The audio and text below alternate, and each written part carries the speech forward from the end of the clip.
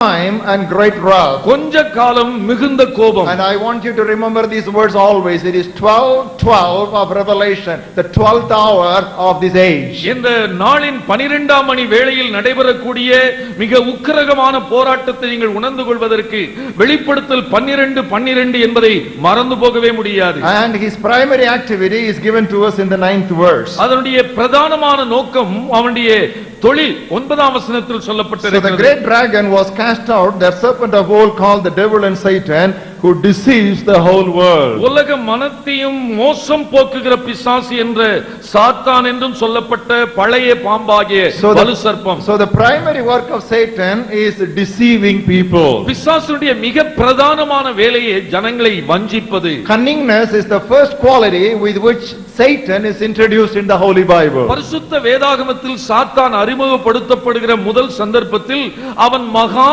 தந்திரமுள்ளவன் என்று சொல்லப்படுகிறது. We meet him in Genesis 3rd chapter verse 1, where he is introduced as the one who is more cunning than any other animal on this earth. ஆதியாகமம் 3ஆம் அதிகாரம் முதல் வசனத்திலே அவன் வலு சர்ப்பம் பூமியில் உள்ள சகல மிருகங்களிலும் தந்திரம் உள்ளதாக இருந்தது என்று சொல்லப்படுகிறது. So when we are fighting with him, ஆகவே அவனோடு நாம் போராடும் போது, you know how he tries to deceive us? அவன் நம்மை எப்படி வஞ்சிக்க பார்க்கிறான்? He tries to inspire us to employ methods which actually will be to his advantage. அவனுக்கு பயன்படுகிற விதத்திலான முறைகளை கையாண்டு இந்த போராட்டத்தை செய்ய நம்மை தூண்டுகிறார். So that we will be thinking that we are fighting, but actually we will be losing, because the methods that we would be employing would be totally ineffective. அவன் நமக்கு சொல்லி தருகிற சில முறைகளை நாம் கையாளும் போது நாம் நினைத்துக் கொள்வோம் நாம் அவனோடு யுத்தம் செய்து கொண்டிருக்கிறோம் என்று.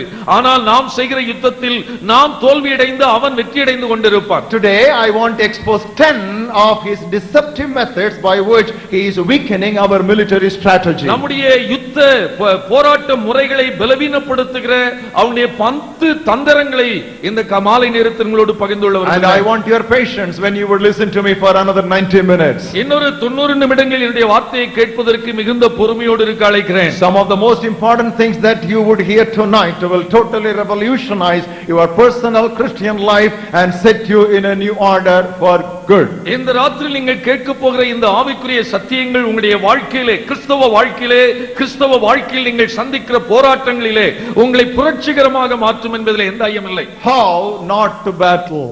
எப்படி போராடக்கூடாது? Number 1, 1, do not underestimate the devil. பிசாசை குறைவாய் மதிக்க வேண்டாம். Do not underestimate the devil. அவனுடைய பலத்தை குறைவாய் மதிப்பிட வேண்டாம். What is the devil? பிசாசு என்றால் யார்? Now we have got so many names given to the devil, and those names are characteristic of his deceptive nature. பிசாசிற்கு பல பெயர்கள் கொடுக்கப்பட்டிருக்கிறது, ஆனால் அவைகள் எல்லாமே காரண பெயர். அவன் வஞ்சனை என்ன விதமான காரியங்களை வஞ்சிக்கிறான் என்பதை குறித்து சொல்லப்பட்டவைகள். John's Gospel 14th chapter 30th verse. யோவான் சுவிசேஷம் 14ஆம் அதிகாரம் 30வது வசனம். Here the Lord Jesus Christ calls him the ruler of this world. இங்கே ஆண்டவராகிய இயேசு கிறிஸ்து அவனை இந்த உலகத்தின் அதிபதி என்று சொல்கிறார். Ephesians 2nd chapter and 2nd verse. எபேசியர் 2:2 Here Apostle Paul calls him as the prince of the power of the air. இங்கே அப்போஸ்தலனாகிய பவுல் இவனை ஆகாயத்து அதிகார பிரபு என்று அழைக்கிறார். 2 Corinthians 4th chapter and 4th verse. 2 கொரிந்தியர் 4ஆம் அதிகாரம் 4வது வசனத்தில் Here again Apostle Paul calls him the God of this age. அங்கே பவுலடியார் அவனை பிரபஞ்சத்தின் தேவன் என்று அழைக்கிறார். I want you to know that none of these names is an exaggeration. இந்த பெயர்கள் ஒன்றும் மிகைப்படுத்தி சொல்லப்பட்டவைகள் அல்ல. They are exactly what he is and that much power he has got. அவன் என்ன பெயரிட்டு அழைக்கப்படுகிறானோ அதே பெயருக்கு ஏற்ற ஒரு பலன் உடையவனாய் இருக்கிறார். What is Satan? சாத்தான் என்றால் யார்? He is the ruler of this world. அவன் இந்த உலகத்தின் அதிபதி, ஆளுகை செய்கிறவன். What is Satan? சாத்தான் யார்? He is the prince of the power of the air. இந்த ஆகாயத்து பிரபுவா, அதிகார பிரபுவாய் இருக்கிறான். What is Satan? சாத்தான் யார்? He is the God of this age. இந்த பிரபஞ்சத்தின் தேவனாக இருக்கிறான். I want you to again closely look at some of his abilities. அவனுடைய தகுதிகள் இல்லாவிட்டால் அவனுடைய சாதனைகளையும் கூட நீங்கள் பாருங்கள். We have got an indirect reference to the fall of Satan in book of Ezekiel chapter 28. எசேக்கியேல் புத்தகம் 28ஆம் அத்தியாயத்தில் அவனுடைய வீழ்ச்சியை குறித்து சொல்லப்பட்டிருக்கிறது. And there we read in verse 12. அங்கே 12வது வசனத்தில் You were the seal of perfection, full of wisdom and perfect in beauty. நீ ஞானத்தால் நிறைந்தவன், பூரண அழகுள்ளவன். Now here we read that he is full or perfect in beauty and might. அவன் ஞானத்திலும் அழகிலும் பூரணப்பட்டவன். Now we talk about Miss India and Miss World. இந்த உலகத்தில் miss India, miss world என்று சொல்கிற நபர்களை குறித்து நாம் பேசுகிறோம். Now whoever comes first in the contest, you should always realize her beauty is only relative.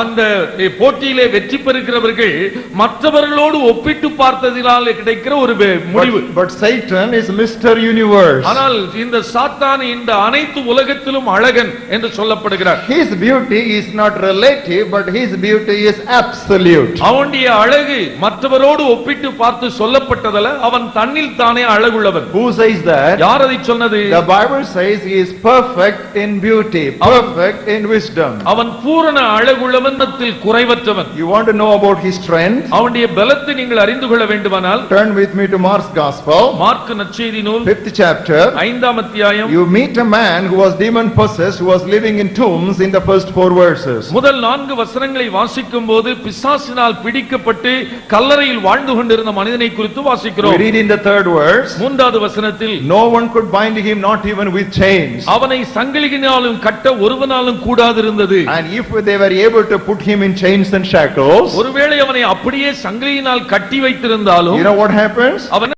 நடக்குமா? The chains will be pulled apart by him and the shackles will be broken, not into 2 but into pieces. சங்கிலிகளை முறித்து விலங்குகளை தகர்த்து போடுவான், பொடியாக்கி போடுவான் என்று சொல்கிறது. No, that is not an easy thing to do. அதை செய்வது சுலபம் அல்ல. Now I have seen some of the old time shackles that are used in the Middle Eastern countries. மத்திய தரைக்கடல் நாடுகளிலே பயன்படுத்தப்படுகிற இந்த சங்கிலி விலங்குகளை நான் யோசித்து They பார்க்கிறேன். are very heavy, even to lift them up is so difficult. அதை எடுப்பது கூட தூக்குவது கடினமாயிருக்கும், ஏனென்றால் அவ்வளவு பலமானவைகள். If a man can break them into pieces, just imagine the physical power of satanic forces. சாத்தானால் பிடிக்கப்பட்ட ஒரு மனிதன் அந்த சங்கிலிகளை தகர்த்து போடுவானே, ஆனால் அவனுடைய பலன் எவ்வளவு பெரிதென்று பாருங்கள். That is why when a man who was demon possessed was dealt with by 7 younger sons of a Jewish high priest by name Sceva, this one demon possessed man was able to tackle them, and he was able to wound them, and he was able to send them and drive them away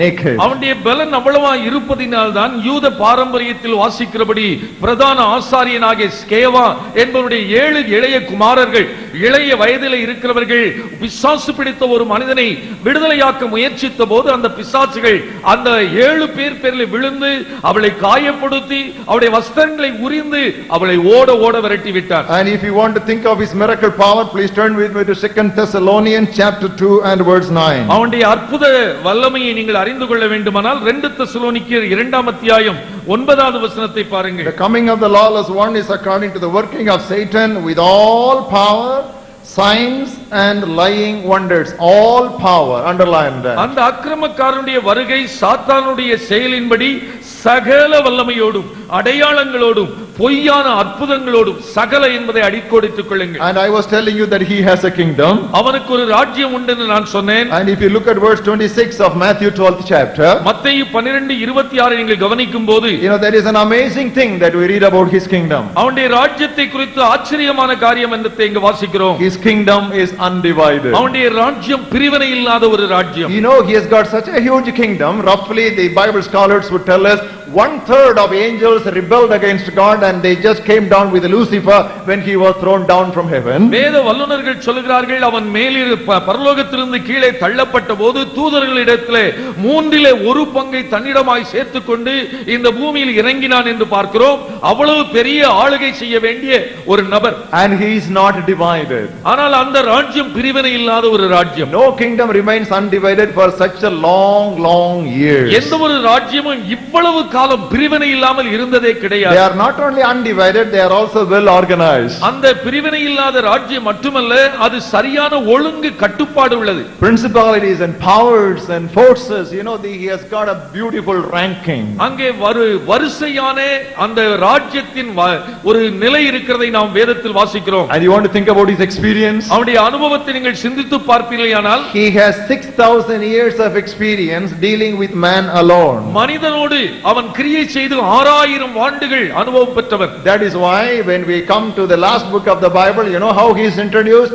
That old serpent. ஆகவேதான் வெளிப்படுத்தல் புத்தகத்தில் அவனை அறிமுகப்படுத்தும் போது அந்த பழைய சர்ப்பம் வலு சர்ப்பம் என்று சொல்லப்படுகிறது. He knows your father, he knows your grandfather, he knows your great grandfather, and he knows your great grandfather, and with every one of them he has been at least partially successful. You should remember that when you meet with the devil. இந்த பிசாசை நீங்கள் சந்திக்கும் போது சரியாய் உணர்ந்து கொள்ள வேண்டியது என்றால், உங்களை அவனுக்கு தெரியும், உங்கள் தகப்பனாரை தெரியும், உங்கள் தாத்தாவை தெரியும், உங்கள் முப்பாட்டனார் மூதாதையர் அனைவரையும் அவன் தெரிந்து வைத்தவன். And he knows all about man. மனிதனை குறித்து அவனுக்கு எல்லாமே அத்துப்படி. Where exactly his weakness is and where you should strike him, that the old serpent knows. எந்த இடத்தில் இந்த மனிதனை அடிக்க வேண்டும், எந்த இடத்தில் இவனை தாக்க வேண்டும் என்று அந்த வலு சர்ப்பத்திற்கு நன்றாகவே தெரியும். So do not underestimate the devil. ஆகவே பிசாசுடைய நிலையை நீங்கள் குறைவாய் மதிப்பிடக் கூடாது. That is the first strategy when preparing for warfare. Know your enemy.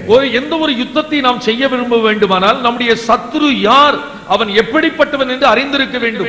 Secondly, இரண்டாவது, do not overestimate the devil. அதே நேரத்தில் அவனை அதிகமாய் எண்ணிவிடக் கூடாது. First of all, don't underestimate the devil. அவனை முதலாவது குறைவாய் எண்ணக்கூடாது. Number 2, do not overestimate the devil. இரண்டாவதாக அவனை உயர்வாகவும் எண்ணிவிடக் கூடாது, அதிகமாய். Why? ஏன்? Satan is only a created being. சாத்தான் ஒரு சிருஷ்டிக்கப்பட்டவன் தான். And as such he cannot be greater than the creator. ஆகவே அவன் சிருஷ்டிகர்த்தராகிய நம்முடைய தேவனை விட பெரியவன் அல்ல.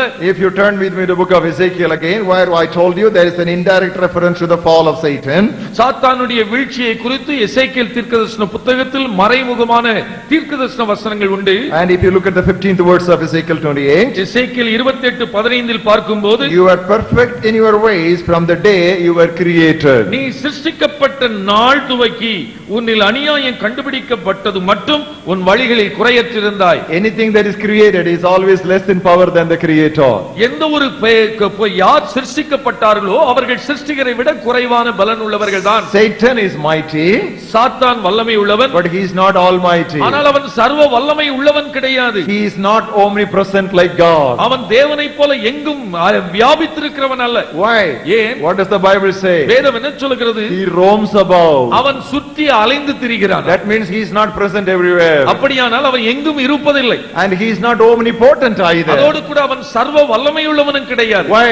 ஏன்? He is seeking who he may devour. He may or may not be successful. அவன் யாரை விழுங்கலாமோ என்று வகை தேடுகிறானே தவிர விழுங்கி விட்டவனாக அல்ல. You see, I am trying to teach you how to interpret the scriptures also in the course of the message. So I want your attention totally fixed on the meditation. நான் உங்களோடு பிரசங்கிக்கிற இந்த பிரசங்கத்தில் நீங்கள் வேதத்தை எப்படி தியானிக்க வேண்டும், வியாக்கியானம் பண்ண வேண்டும் என்ற ரகசியத்தையும் சொல்லிக் கொண்டே போகிறேன். அதையும் கவனித்து பாருங்க. And if you look at 1 John 4th chapter, 1 யோவான் 4:4 பார்த்தீர்களானால், and the 4th verse, 4வது வசனம், it's a very familiar words for all of us. நாம் நன்றாக அறிந்த ஒரு வசனம் தான். But as I was meditating that particular words for this message, I found something more interesting. இந்த குறிப்பிட்ட செய்திக்காக இந்த வசனத்தை தியானிக்கும் போது எனக்கு இன்னும் ஒரு பரவசமான ஒரு வெளிப்பாட்டை தேவன் கொடுத்தார். What do we read in that word? அந்த வசனத்தில் என்ன வாசிக்கிறோம்? He who is in you is greater than he who is in the world. உலகத்தில் இருக்கிறவனிலும் உங்களில் இருக்கிறவர் பெரியவர். Now that is all right. எப்பொழுதும் அதை நாம் கேட்கிறோம், நன்றாய்த்தான் இருக்கிறது. But you know who is addressed there? ஆனால் யாருக்கு இந்த வார்த்தை சொல்லப்பட்டது?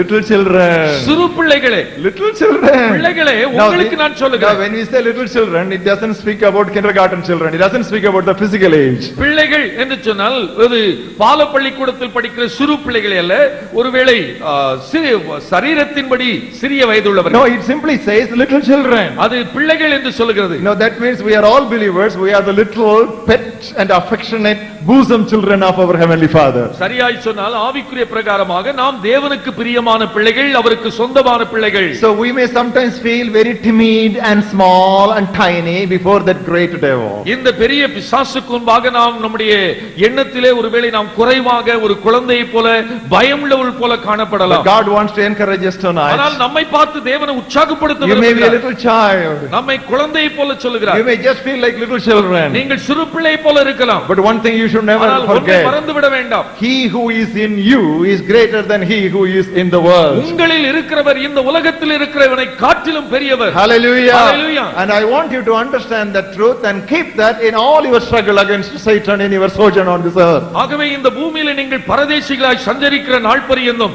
இந்த சத்தியத்தை நீங்கள் பிசாசை சந்திக்கும் போது மறந்து போக வேண்டாம். Now if you turn with me to Luke's Gospel 11th chapter, லூக்கா நற்செய்தி நூல் 11ஆம் அத்தியாயத்தில் I will read to you from verse 20 to 22. 20 முதல் 22 வரை நான் வாசிக்கிறேன். Here is Jesus Christ speaking. ஆண்டவராகிய இயேசு இந்த இடத்தில் சொல்கிறார், If I cast out demons with the finger of God, surely the kingdom of God has come upon you. நான் தேவனுடைய விரலினாலே பிசாசுகளை துரத்துகிறபடியால் தேவனுடைய ராஜ்யம் உங்களிடத்தில் வந்திருக்கிறது. When a strong man fully armed guards his own palace, his goods are in peace. ஆயுதம் தரித்த பலவான் தன் அரண்மனையை காக்கிற போது அவனுடைய பொருள் பத்திரப்பட்டிருக்கும். But when a stronger man than he comes upon him and overcomes him, he takes from him all his armor which he has trusted. அவனிலும் அதிக பலவான் வந்தவனை மேற்கொள்வானே ஆகில் அவன் நம்பியிருந்த சகல ஆயுத வர்க்கத்தையும் பறித்துக் கொண்டு அவனுடைய கொள்ளை பொருளை பங்கிடுவான். What is the Lord Jesus Christ trying to tell us here? ஆண்டவராகிய இயேசு இந்த வசனத்தில் என்ன நமக்கு சொல்லிக் கொடுக்க விரும்புகிறார்? Satan is a strong man. சாத்தான் பலவான் தான். And he is illegally taking the possession of so many people. அநேக ஜனங்களை சட்டத்திற்கு புறம்பாக சிறைப்பிடித்து வைத்திருக்கிறார். But Jesus Christ is casting him by the kingdom of God. ஆனால் ஆண்டவராகிய இயேசு கிறிஸ்து தேவனுடைய ராஜ்யத்தின் நிமித்தம் அவனை துரத்துகிறார். And he is not driving them with a big club,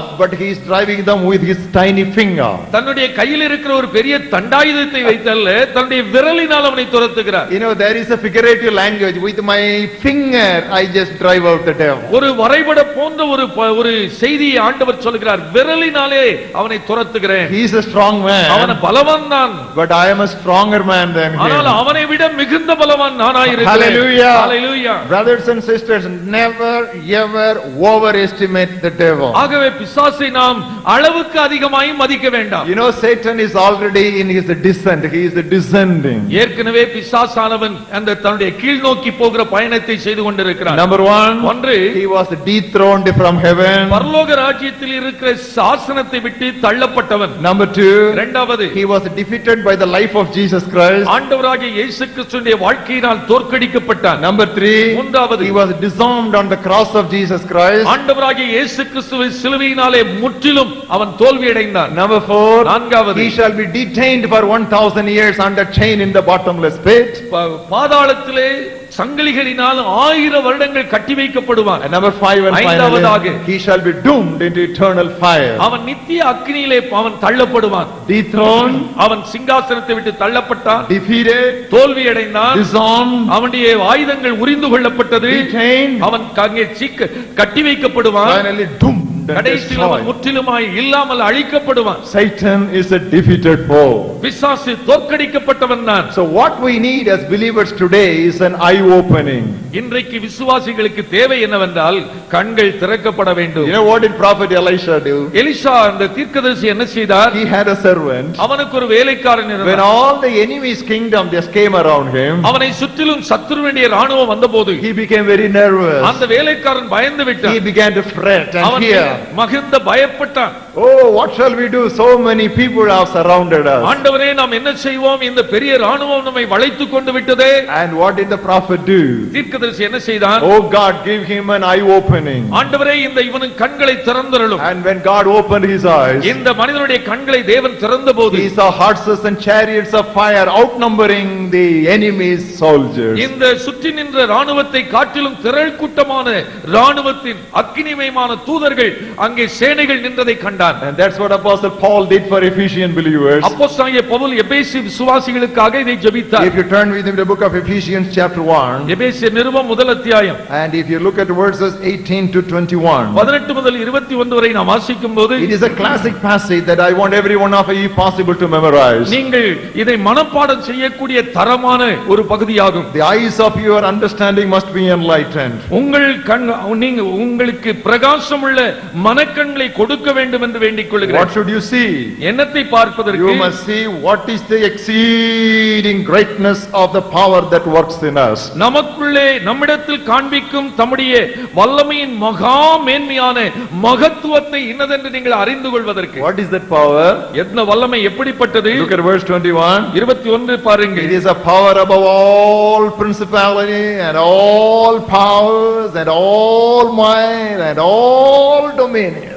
20ஆம் வசனத்தில் எல்லா துரைத்தனத்திற்கும் அதிகாரத்திற்கும் வல்லமைக்கும் கர்த்தத்துவக்கும் இம்மையில் மாத்திரமல்ல மறுமைக்கும் பேர் பெற்றிருக்கும் எல்லா நாமத்திற்கும் மேலான வல்லமை. So every morning when you just kneel down and get ready to go to work, I want you to pray, oh God, keep my eyes wide open for what you have kept for me, all above the principalities and powers and princes. ஆகவே ஒவ்வொரு நாள் காலையிலும் இந்த உலக பிரகாரமான வேலைக்கு நீங்கள் கடந்து செல்வதற்கு முன்னதாக ஆண்டவரே எல்லா துரைத்தனத்திற்கும் மேலான வல்லமையை நீர் எனக்கு வைத்திருக்கிறீரே, அதை நான் அறிந்து கொள்ளத்தக்கதாக எனக்கு கண்களை திறந்தருளும் என்று ஜெபியுங்கள். When they came near the city of Jericho, people of Israel, they were highly terrified. எரிகோ பட்டணத்திற்கு அருகே வந்தபோது இஸ்ரவேல் ஜனங்கள் மிக மிக பயந்தார்கள். But you know what was the fact? ஆனால் உண்மை என்னவென்றால் The people of Jericho were terrified about Israel. அந்த மதிலுக்குள்ளே இருந்த எரிகோ ஜனங்கள் இந்த இஸ்ரவேலை பார்த்து பயந்து கொண்டிருந்தார்கள். That is what that harlot Rahab said, that our hearts have melted. அங்கே ராகாப் என்ற அந்த வேசி சொன்னால் ஏற்கனவே எங்கள் ஜனங்களுடைய இருதயம் மெழுகை போல உருகிவிட்டது. We are afraid of the devil, but the fact is the devil is afraid of us. நாம் பிசாசை பார்த்து பயப்படுகிற அதே நேரத்தில் உண்மை என்னவென்றால் பிசாசு நம்மை பார்த்து பயப்படுகிறார். Martin Luther, that great reformer, you know what he said? That one little word can fell Satan. That word is Christ, Christ. சீர்திருத்த செம்மல் மார்ட்டின் லூத்தர் விதமாய் சொன்னார், இந்த உலகத்தில் பிசாசு நடுங்குகிற ஒரே ஒரு வார்த்தை உண்டு, அந்த வார்த்தை இயேசு. Satan can do only as much as God allows and permits him to do. Never forget it. பிசாசானவன் எந்த மட்டும் தேவன் அவனை கிரியை செய்ய அனுமதிக்கிறாரோ அம்மட்டும் தான் அவன் கிரியை செய்ய முடியுமே தவிர அதற்கு மேல் அவனால் முடியாது. Before affecting Job, Satan has to go and stand in attention before God and ask his permission for every step. Amen. யோபுவை சோதிக்கும்படியாக பிசாசு விரும்பின போது அவன் அதற்கு அனுமதி கேட்டு ஆண்டவருடைய சன்னிதானத்தில் போய் நின்று, ஆண்டவரே நான் அவனை தொடுவதற்கு அனுமதிக்க வேண்டும் என்று கேட்ட பிறகுதான் அவன் செய்ய முடிந்தது. So don't underestimate the devil and don't overestimate the devil either. ஆகவே பிசாசானவனை குறைவாயும் மதிக்க வேண்டாம், அதே நேரத்தில் அளவுக்கு மிஞ்சியும் மதிக்க வேண்டாம். Thirdly, மூன்றாவதாக how not to battle. எப்படி போராடக்கூடாது. Do not be careless about your personal life. உங்களுடைய தனி வாழ்க்கையை குறித்து கவலையினமாய் இருக்கக்கூடாது. Do not be careless about your personal life. உங்கள் தனி வாழ்க்கையை குறித்து கவலையினமாய் இருக்கக்கூடாது. You know, we all talk about the whole armor of God. நாம் தேவனுடைய சர்வாயுத வர்க்கத்தை குறித்து பேசுகிறோம். That is given to us at full length, 6 numbers of weapons in Ephesians 6th chapter. எபேசியர் 6ஆம் அத்தியாயத்தில் 6 விதமான ஆயுதங்களை அங்கே வாசிக்கிறோம். And I want you to know that all this armor put together are given two different names. இந்த ஆறு விதமான ஆயுதங்களுக்கு இரண்டு வித்தியாசமான பெயர்கள் சொல்லப்பட்டிருக்கிறது. Number one, it is called the armor of light. இதை ஒளியின் ஆயுதம் என்று அழைக்கப்படுகிறது. That is what we read in Romans 13th chapter and 12th verse. Roman நிருபம் 13ஆம் அதிகாரம் 12ஆம் வசனத்தில் அதை வாசிக்கிறோம். It reads, put on the armor of light. நீங்கள் ஒளியின் ஆயுதங்களை தரித்துக் கொள்ள வேண்டும். And if you turn with me to 2 Corinthians 6th chapter 7th verse, 2 கொரிந்தியர் 6ஆம் அதிகாரம் 7வது வசனத்தில் we have the second name for the total armory of God. இந்த தேவனுடைய சர்வாயுத வர்க்கத்திற்கு இன்னொரு பெயர் கொடுக்கப்பட்டிருக்கிறது. It is called the armor of righteousness. இது நீதியின் ஆயுதம். So 6 weapons are put together and they are called by two different names. ஆறு வகையான ஆயுதங்களை ரெண்டு பெயரிட்டு அழைக்கிறார்கள். Armor of light and armor of righteousness. நீதியின் ஆயுதம் ஒளியின் ஆயுதம் நீதியின் ஆயுதம். Now what does this mean? இதனுடைய அர்த்தம் என்ன? We are properly armed only when we walk in light and righteousness. நாம் சரியான விதத்தில் இந்த ஆயுதங்களை தரித்திருந்தால் மட்டுமே. No, we are properly armed only when we walk in the light and in righteousness. நாம் சரியான விதத்தில் ஒளியிலே நடந்தால் நீதியுள்ளவளாய் நடந்தால் மாத்திரமே இந்த ஆயுதத்தினால் பாதுகாக்கப்படுகிறோம். So unless we walk in the light and unless we walk in righteousness, we cannot say that we are properly and adequately armed or weapon.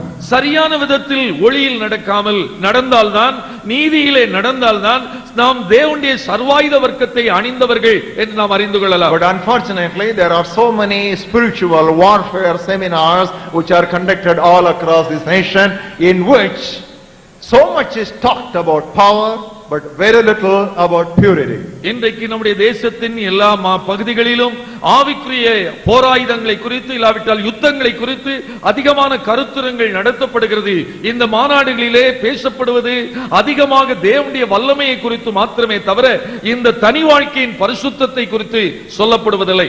This gives the devil an advantage in the spiritual warfare. இப்படிப்பட்ட காரியத்தில் கவலையினமாய் இருப்போமேயானால் பிசாசுக்கு சாதகமாய் முடிந்துவிடும். What do I mean by a life of righteousness? நீதியின் வாழ்க்கை என்றால் என்ன நான் அர்த்தம் சொல்கிறேன். By righteousness or a life of righteousness I do not mean a life of sinless perfection. நான் நீதியின் வாழ்க்கை என்று சொல்லும் போனால் பாவமற்ற வாழ்க்கை இல்லாவிட்டால் பரிபூரண வாழ்க்கையை குறித்து நான் சொல்லவில்லை. What the Bible teaches about a life of righteousness is a life that is lived in obedience to the total authority of God. நீதியின் வாழ்க்கை என்று சொன்னால் தேவனுடைய அதிகாரத்திற்கு முழுமையும் அர்ப்பணிக்கப்பட்ட கீழ்ப்படிதல் உள்ள ஒரு வாழ்க்கை. So when we live in obedience and submission to God, we can say that we walk in the light and in righteousness. நாம் தேவனுடைய கட்டளைக்கு கீழ்ப்படிந்தவர்களாக அவருடைய அதிகாரத்திற்கு கீழ்ப்பட்டவர்களாக நடப்போமேயானால் நாம் ஒளியில் நடக்கிறோம் நீதியில் நடக்கிறோம் என்பது அர்த்தம். When you do that, நாம் அதை செய்யும்போது the devil begin to tremble before you. பிசாசு உங்களுக்கு முன்பாக நடுங்குவார். I'm going to show you some scripture text to encourage you tonight. இன்று ராத்திரி உங்களை உற்சாகப்படுத்தும்படியாக சில வார்த்தைகளை நான் சொல்ல விரும்புகிறேன். Turn with me to book of James, the 4th chapter. யாக்கோபு நிருபம் 4ஆம் அதிகாரம். No, don't grow tired in turning to reference. Thank God for the big Bible. இந்த வேதத்திற்காக ஆண்டவருக்கு நன்றி செலுத்துங்கள். நாம் சொல்லுகிற வசனங்களை எடுத்து பார்ப்பதற்கு சோம்பேறித்தனம் பண்ண வேண்டாம். 4th chapter and the 7th verse of book of James. யாக்கோபு நிருபம் 4:7. Submit to God, தேவனுக்கு கீழ்ப்படிந்திருங்கள். resist the devil, பிசாசுக்கு எதிர்த்து நில்லுங்கள், and he will flee from you. அப்பொழுது அவன் உங்களை விட்டு ஓடி போவான். Look at that. நன்றாய் கவனித்து பாருங்கள். It is not resist the devil and he will flee from you. பிசாசுக்கு எதிர்த்து நில்லுங்கள் அவன் உங்களை விட்டு ஓடி போவான் என்று மொட்டையாய் சொல்லவில்லை. That is wrong doctrine. அது தவறானது. That is half baked bread like Ephraim. அது திருப்பி போடப்படாத அந்த எப்ராயிமை போன்ற அப்பம். What is the full truth? முழுமையான அப்பம் என்ன? Submit to God, தேவனுக்கு கீழ்ப்படிந்திருங்கள், then resist the devil, அதற்கு பின்பு பிசாசை எதிர்த்து நில்லுங்கள், and then the devil will flee from you. அப்பொழுது அவன் உங்களை விட்டு ஓடி போவான். Turn with me to Romans 16th chapter. ரோமர் நிருபம் 16ஆம் அதிகாரம். I have got so many verses, but for want of time I pick up a few here and there and just keep pushing on. இன்னும் சொல்லுவதற்கு ஏராள வசனங்கள் இருந்தாலும் நேரம் இல்லாதபடியினாலே ஒரு சில வசனங்களை மாத்திரம் நான் சொல்லி கடந்து போகிறேன். Romans 16:19 and 20. ரோமர் 16, 19, 20. Your obedience has become known to all. உங்கள் கீழ்ப்படிதல் யாவருக்கும் தெரிய வந்திருக்கிறது. Therefore, ஆகையால் I am glad on your behalf. உங்களை குறித்து சந்தோஷப்படுகிறேன். What is the result? அதனுடைய முடிவு என்ன? 20th verse. 20வது வசனம். The God of peace will crush Satan under your feet shortly. சமாதானத்தின் தேவன் சீக்கிரமாய் சாத்தானை உங்கள் கால்களின் கீழே நசுக்கி போடுவார். What is the condition for crushing Satan under your feet? சாத்தானை நம்முடைய கால்களின் கீழே நசுக்கி போட வேண்டுமானால் நிபந்தனை என்ன? Not just lifting up your leg as much as possible and just dash him with a power shoe. எவ்வளவு உயரமாய் காலை உயர்த்தி கீழே உதைக்க முடியுமோ அவ்வளவு உதைக்கும்படியாய் சொல்லவில்லை. No power shoe will ever terrorize the devil. Power shoe எவ்வளவு அணிந்திருந்தாலும் அது பிசாசை பாதிக்காது. Because power shoes don't have power. ஏனென்றால் பவர் ஷூவுக்கு உண்மையான பவர் கிடையாது. But if you look at verse 19, ஆனால் 19வது வசனத்தில் your obedience has become known to all. உங்களுடைய கீழ்ப்படிதல் எல்லாருக்கும் தெரிய வந்திருக்கிறது. Because you are obedient children, நீங்கள் கீழ்ப்படிதலுள்ள பிள்ளைகளாய் இருப்பதினாலே God shall crush Satan under your feet shortly. சீக்கிரமாய் சமாதானத்தின் தேவன் பிசாசை உங்கள் கால்களின் கீழே நசுக்கி போடுவார். I want you to look at the story of that centurion. அந்த நூற்றுக்கு அதிபதியுடைய கதையை நீங்கள் கவனித்து பாருங்கள். He was a military official. அவன் ஒரு ராணுவ அதிகாரி. He came to the Lord Jesus Christ. ஆண்டவராகிய இயேசு கிறிஸ்துவிடத்தில் வந்தான். His servant was sick. அவனுடைய வேலைக்காரன் வியாதியாய் இருந்தான். Jesus graciously said, I would come home and heal your servant. ஆண்டவர் இயேசு கிருபையாய் சொன்னார், நான் வந்தவனை குணமாக்குவேன். But you know, he being a military official, ஆனால் அவன் ராணுவ அதிகாரியாய் இருந்தபடியினாலே he believed in the word of command. இந்த கட்டளை வார்த்தைக்கு அவனுக்கு மிக நம்பிக்கை இருந்தது. If you are a good military officer, that you don't alertify too much. நீங்கள் உண்மையான நல்ல தரமான ராணுவ அதிகாரியாய் இருந்தால் அதிகமாய் அலட்டிக் கொள்ள மாட்டீர்கள். You stand where you are. நிற்கிற இடத்தில் இருந்து You say by mode, everybody turns to the left. இடதுபுறமாய் திரும்புங்கள் என்று சொன்னால் எல்லாரும் திரும்புவார்கள். And if you say thine mode, everybody turns to the right. வலதுபுறமாய் திரும்புங்கள் என்று சொன்னால் எல்லாரும் வலதுபுறமாய் திரும்புவார்கள். And if you say Vishram, they come to Vishram. And if you say Saudan, they come to Saudan. தளர்த்தி கொடுத்து நில்லுங்கள் என்று சொன்னால் எல்லாரும் ஓய்வாய் நிற்பார்கள். And there is absolutely no change. இதிலே வித்தியாசமே இருக்க You don't need முடியாது. to go after everybody and say please turn this side, please turn that side. முன்னே இருக்கிற ஒவ்வொரு சேவகனையும் பார்த்து இதை பக்கம் திரும்பி அப்படி என்று அவர் அலட்டிக் கொள்ள வேண்டிய அவசியமே He இல்லை. believes in the word of command. அது கற்பனை, அந்த கட்டளை வார்த்தைக்கு அவ்வளவு வல்லமை. See, he used a military language with the Lord Jesus Christ. ஆண்டவராகிய இயேசு கிறிஸ்து இந்த காரியத்தை சொன்னபோது அதே பதத்தை தான் பயன்படுத்தினார். I am not a field marshal. நான் ஒரு படை தளபதி கிடையாது. I am only a captain. நான் ஒரு ராணுவ தளபதி Even மட்டும்தான். though I am under authority, நான் அதிகாரத்திற்கு கீழ்ப்பட்டவன் தான். I ask one to come, he comes. ஒருவனை வா என்று சொன்னால் வருகிறான். I say go, he goes. போ என்று சொன்னால் போகிறான். I say do this and he does it. இதை செய் என்றால் அவன் செய்கிறான். You, oh my Lord Jesus ஆனால் Christ. என் ஆண்டவராகிய இயேசுவே, He didn't say that, but he left it unsaid for us to understand. அதை அவன் சொல்லாமல் சொன்னான் விளங்கிக் கொள்ளும்படியாக. You are under the authority of your father. நீர் உம்முடைய பிதாவின் அதிகாரத்திற்கு கீழ்ப்பட்டவர். All authority your father has given to you. உமக்கு உம்முடைய பிதாவானவர் எல்லா அதிகாரத்தையும் கொடுத்திருக்கிறார். Because you are under authority, you can exercise authority. நீர் அதிகாரத்திற்கு கீழ்ப்பட்டவர், ஆகவே நீர் அதிகாரம் செலுத்தலாம். If you want to have authority over the devil, you should come under the authority of God. நீங்கள் பிசாசின் பேரிலே அதிகாரம் செலுத்த வேண்டுமானால் நீங்கள் தேவனுடைய அதிகாரத்திற்கு கீழ்ப்பட்டிருக்க வேண்டும். That's why the seven sons of the Jewish high priest Sceva failed. அந்த இடத்தில் தான் அந்த பிரதான ஆசாரியன் ஸ்கேவாவுடைய பிள்ளைகள் தோல்வி அடைந்தார்கள். They had religion. அவர்களுக்கு மதம் இருந்தது. What did they say? அவர்கள் என்ன சொன்னார்கள்? In the name of Jesus Christ whom Paul preaches, I adjure the devil to leave this man. Pavul பிரசங்கிக்கிற இயேசுவின் நாமத்தில் உன்னை வெளியே போ என்று கட்டளையிடுகிறேன் என்று சொன்னார்கள். And what did the devil say? பிசாசு என்ன சொன்னது? Jesus I know. இயேசு எனக்கு தெரியும். Paul I know. பவுலையும் எனக்கு தெரியும். Hello sir, what is your address? உங்களுடைய முகவரி என்ன? நீ யார் என்று கேட்டார்கள். And those people, they just had bought 7 good t-shirts. They lost all the t-shirts and the Newport jeans and ran away. அந்த 7 வாலிபர்களுக்கு மிக நேர்த்தியான வஸ்திரம் இருந்தது. அவர்கள் எல்லாவற்றையும் இழந்து நிர்வாணமாய் ஓடி போனார்கள். Wonderful. மிக அற்புதமான ஒரு நிகழ்ச்சி. To remove 10 t-shirts and 10 Newport jeans from young people, you know how difficult it is. ஒரு வாலிபரிடத்திலிருந்து டி-ஷர்ட்டையும் ஒரு ஜீன்ஸ் பேண்டையும் கழற்றுவது எவ்வளவு கடினம் என்று உங்களுக்கு You may have religion, மதம் இருக்கலாம், மார்க்கம் இருக்கலாம், but you don't have righteousness. ஆனால் சரியான நீதியின் உறவு இல்லை என்றால் They went naked and wounded. அவர்கள் காயப்பட்டவர்களாக வஸ்திரம் இல்லாமல் ஓடி போனார்கள். My Lord Jesus said, என் ஆண்டவராகிய இயேசு சொன்னார், behold, the prince of the world is coming. இந்த உலகத்தின் அதிபதி என்னிடத்தில் வருகிறார். He has nothing in அவனுக்கு me. என்னிடத்தில் ஒன்றுமில்லை. Oh, we are all standing on holy ground right now. இப்பொழுது பரிசுத்தமான ஒரு இடத்தில் இருக்கிறோம். Every time I read that verse, I am thrilled, and sometimes I am chilled, but many times I am filled.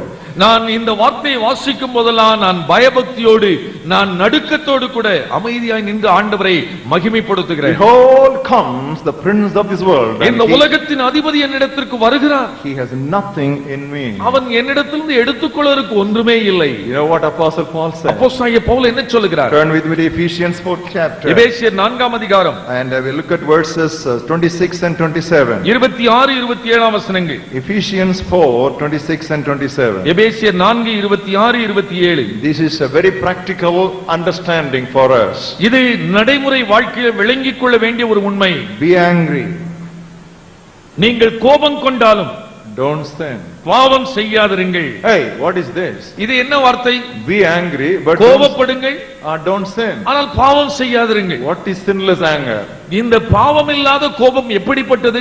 It is given in the same words. அதே வசனத்தில் விளக்கம் இருக்கிறது. Do not let the sun go down on your anger. சூரியன் அஸ்தமிக்கிறதற்கு முன்னதாக உங்கள் எரிச்சல் தணிய கடவது. What does it mean? அதனுடைய அர்த்தம் என்ன?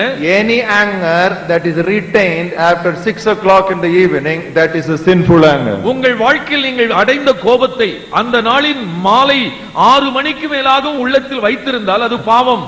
If you keep it beyond 6 o'clock, beyond sunset, that is a sinful anger. சூரியன் அஸ்தமித்த பிறகும் உங்கள் உள்ளத்தில் ஒரு நபர் மேலே கோபம் இருந்தால் நீங்கள் பாவம் செய்கிறீர்கள். So maximum 12 hours only you can be angry with a person. ஆகவே ஒரு நபர் மேலே நீங்கள் கோபப்பட கூடுமானால் 12 மணி நேர கால அவகாசம் தான். And if you give him more than 12 hours and 5 minutes, ஒருவேளை 12 மணி நேரம் 5 நிமிடம் கோபம் வைத்திருந்தால், you know what the Bible says in வேதம் என்ன சொல்கிறது? in verse 27? 27 You are giving place to the நீங்கள் devil. பிசாசுக்கு இடம் கொடுக்கிறீர்கள் என்று அர்த்தம். Friends, this is how we have to study the Bible. வேதத்தை தியானிப்பது இப்படித்தான். Are you angry with someone? யார் பேரிலாவது கோபத்தோடு இருக்கிறீர்களா? You think because you are retaining your anger you are a champion, but I tell you are losing ground and you are giving ground to the devil. நான் பெரியவன், நான் அவனை விட சிறந்தவன், ஆகவே அவன் பேரிலே கோபமா இருப்பது நல்லது என்று நீங்கள் எண்ணுவீர்களானால் மெய்யாகவே நீங்கள் பலவீனர், பிசாசுக்கு இடம் கொடுத்திருக்கிறீர்கள். Not only that, அதோடு மட்டுமல்ல, 1 Peter 5th chapter. 1 பேதுரு 5ஆம் அத்தியாயம். I'll read from verse 7 to 9. 7 முதல் 9. Cast all your care upon him because he cares for you. அவர் உங்களை விசாரிக்கிறவரானபடியால் உங்கள் கவலைகளை எல்லாம் அவர் பேரில் வைத்து விடுங்கள். Worry. கவலை. Worry. கவலை. Some people worry that they don't have worries. ஒரு சிலருக்கு கவலை இல்லையே என்ற கவலை. You know, they are so addicted to worry that they are not comfortable if there is no worry. இப்படி கவலை இல்லாத ஒரு சூழ்நிலையிலே இருப்பதற்கு முடியாத அளவுக்கு கவலையினால் பாரப்பட்டவர்கள். But you know what the Bible says? வேதம் என்ன சொல்லுகிறது? Cast all your worries upon the Lord Jesus. உங்கள் கவலைகள், விசாரங்களை அவர் பேரில் வைத்து விடுங்கள். If you don't do that, நீங்கள் அதை செய்யாவிட்டால், the next word says, அடுத்த வசனம் சொல்லுகிறது, your adversary the devil will, உங்களுடைய சத்ரு, எதிராளியாகிய பிசாசானவன், as a roaring lion he is coming around. சிங்கத்தை போல, கர்ச்சிக்கிற சிங்கத்தை போல எவனை விழுங்கலாமோ என்று வகை தேடி சுற்றித் திரிகிறான். How can you resist him? இவனை எப்படி எதிர்த்து நிற்கலாம்? You should know that whatever worries you have, all your brothers and sisters in the world also have the same worry. உங்களுக்கு இருக்கிற கவலைகள், பாரங்கள் தான் இந்த உலகத்தில் நம்மை போன்ற சகோதர சகோதரிகள் எல்லாருக்கும் இருக்கிறது. Oh, so beautiful this verse 7, verse 8 and verse 9 when they are read together. 7, 8, 9 3 வசனங்களை சேர்த்து வாசிக்கும் போது மிக ஆழமான ஒரு சத்தியம். You retain anger, you are giving place to the devil. நீங்கள் கோபத்தை அதிக நேரம் வைத்து மாலை மயங்கின பிறகு வைத்திருந்தால் பிசாசுக்கு இடம் And கொடுக்கிறீர்கள். if you keep on worrying and worrying, you are giving place to the devil. In other words, you are putting your head voluntarily into the mouth of the wild lion. நீங்கள் தொடர்ந்தேச்சியாக இந்த கவலையினால் நிறைந்து பாரத்தோடு இருப்பீர்களானால் நீங்கள் கர்ச்சிக்கிற சிங்கம், விழுங்க வந்திருக்கிற சிங்கத்தின் வாயிலே தலையை வைப்பது போல. So don't be careless about your personal life. ஆகவே உங்கள் தனி வாழ்க்கை குறித்து கவலையினமாய் இருக்க வேண்டாம். Don't give place to him in your life.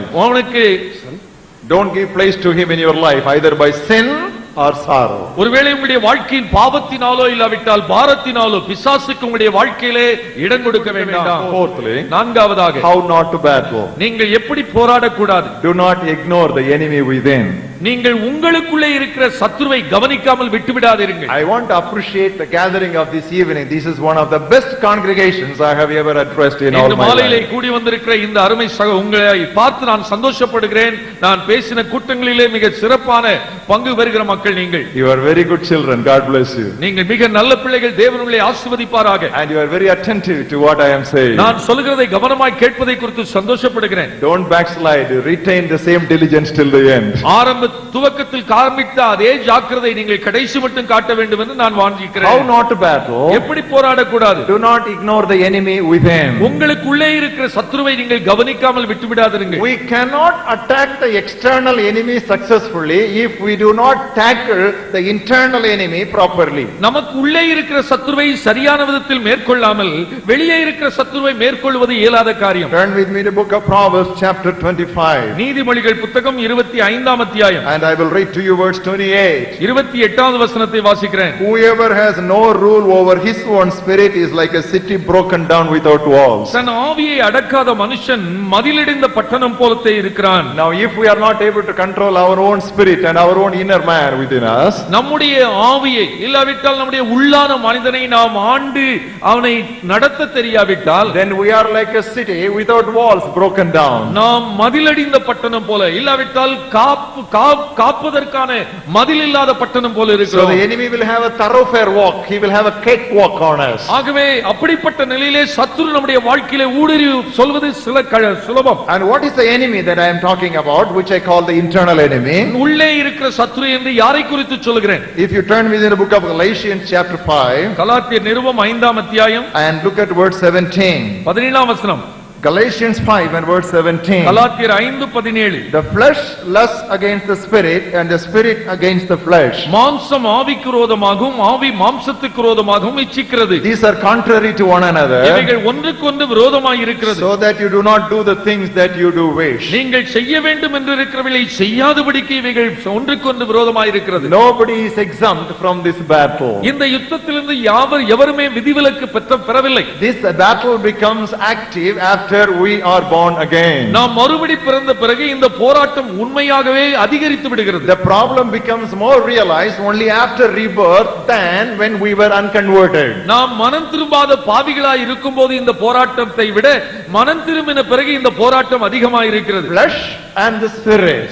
ஆவியும் மாம்சமும். I want to do good, but I am not able to do good. நான் நன்மை செய்ய விரும்புகிறேன், ஆனால் நன்மை செய்ய என்னால் முடியவில்லை. So what I don't want, that I keep doing. நான் எதை செய்ய விரும்பவில்லையோ அதை நான் செய்து கொண்டிருக்கிறேன். This was the cry of that great apostle after his conversion, and he cried out and he said, "Oh wretched, miserable man I am." இந்த ஒரு கதறல் நம்முடைய பெரிய அப்போஸ்தலனாகிய பவுலடியார் மனம் திரும்பின பிறகு அவன் சொல்கிறது, நிர்பந்தமான மனுஷன் நான், யார் என்னை விடுதலையாக்க கூடும் என்று கதறினான். And several believers are living under constant guilt and condemnation because they do not realize and understand what victory over flesh means. மாம்சத்தின் பேரிலே வெற்றி என்றால் என்ன என்று விசுவாசிகளுக்கு சரியான விதத்தில் தெரியாதபடியினாலே தன்னுடைய வாழ்க்கையிலே தொடர்ந்தேச்சியான ஒரு குற்ற உணர்வினாலே எனக்கு மீட்பே கிடையாது என்று சொல்லுகிற ஆக்கினை தீர்ப்பினுடைய எண்ணத்தினாலே இன்றைக்கும் வாழ்ந்து கொண்டிருக்கிறார்கள். I want to tell you, dear beloved believers, that this fleshly nature will be there till you breathe last. அருமை விசுவாச சகோதர சகோதரிகளே, நான் உங்களுக்கு சொல்லட்டும், இந்த மாம்சத்திற்குரிய போராட்டம் என்பது இந்த உலக வாழ்க்கையிலே நாம் கடைசி மூச்சை விடுகிற வரைக்கும் இருந்து கொண்டேதான் இருக்கும். So victory over flesh does not mean eradication of flesh, but it is emancipation. இந்த மாம்சத்தின் பேரிலே வெற்றி என்று சொன்னால் மாம்சத்தை முற்றிலும் அழித்து போடுகிறது அல்ல, ஆனால் மாம்சத்தின் பேரிலே இருக்கிற வெற்றியை நாம் ஏற்றுக்கொள்வதில் இருக்கிறது. Now I want you to understand that again. நான் இதை விளங்கிக் கொள்ளும்படியாய் சொல்ல விரும்புகிறேன். It is not eradication, மாம்சத்தை அகற்றி விடுவதல்ல, but it is emancipation. ஆனால் அவைகளை மேற்கொள்வது என்பதாகும். Getting over. அதற்கு மேலே வருவது. We don't destroy it, but we live over that. நாம் இதை அகற்றி போடுகிறவர்கள் அல்ல, அழித்து போடுகிறவர்கள் அல்ல, அதற்கு மேற்கொள்ளுகிறவர்களாய் இருக்கிறோம். The sinful nature will always be there. இந்த பாவ சுபாவம் என்பது நம்முடைய மாம்சம் இருக்கும் பரியந்தம் இருந்து கொண்டே இருக்கும். What did John say?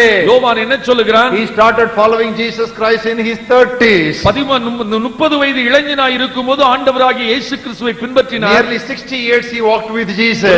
60 ஆண்டுகள் ஆண்டவரை பின்பற்றின அடியவர். And as an old man he began to pen the first and the second and the third epistle of John. தன்னுடைய முதிர் வயதிலே இந்த யோவான் நிருபம் 1, 2, 3 என்ற நிருபங்களை எழுதினார். And what did he say?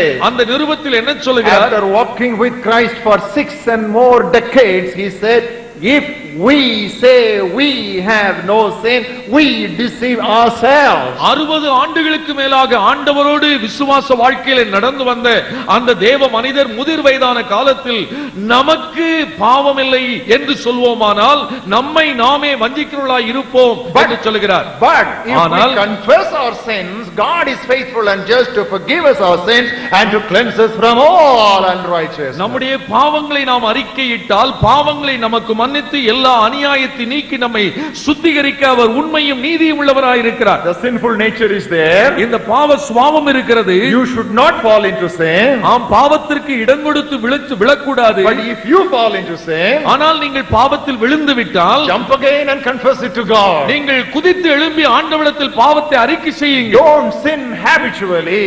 இந்த பாவத்தை வழக்கமாய் செய்வது போல செய்து கொண்டு வாழ வேண்டாம். I want you to understand Apostle Paul's teaching in Romans 6th chapter. ரோமர் 6ஆம் அத்தியாயத்தில் பவுலடியார் இதை குறித்து சொல்கிற உபதேசத்தை நீங்கள் சரியாய் விளங்கிக் கொள்ள வேண்டும் என்று விரும்புகிறேன். I cannot give a full exposition of that chapter here because that is a separate subject by itself. இந்த அத்தியாயத்தை குறித்து முழு விளக்கத்தை சொல்வதற்கு சமயம் போதாது, ஏனென்றால் அதுவே ஒரு பெரிய பாடமாகும். But if you look at the 11th verse, 11வது வசனத்தை கவனித்து பாருங்கள். reckon yourselves to be dead to sin but alive to God in Christ Jesus our Lord. அப்படியே நீங்களும் உங்களை பாவத்திற்கு மரித்தவர்களாகவும் நம்முடைய கர்த்தராகிய இயேசு கிறிஸ்துவுக்குள் தேவனுக்கென்று பிழைத்திருக்கிறவர்களாகவும் எண்ணிக் கொள்ளுங்கள். Everybody listen. நன்றாய் கவனித்துக் கொள்ளுங்கள். What does it mean? இதனுடைய அர்த்தம் என்ன? When Jesus died on Calvary's cross 2000 years ago, I, Stanley, died with him. 2000 ஆண்டுகளுக்கு முன்பாக ஆண்டவராகிய இயேசு கிறிஸ்து கல்வாரி சிலுவையில் மரிக்கும் போது ஸ்டான்லியாகிய நானும் அவரோட கூட அழிக்கப்பட்டேன். 2000 years ago when Jesus Christ was buried in that borrowed tomb of the Joseph of Arimathea,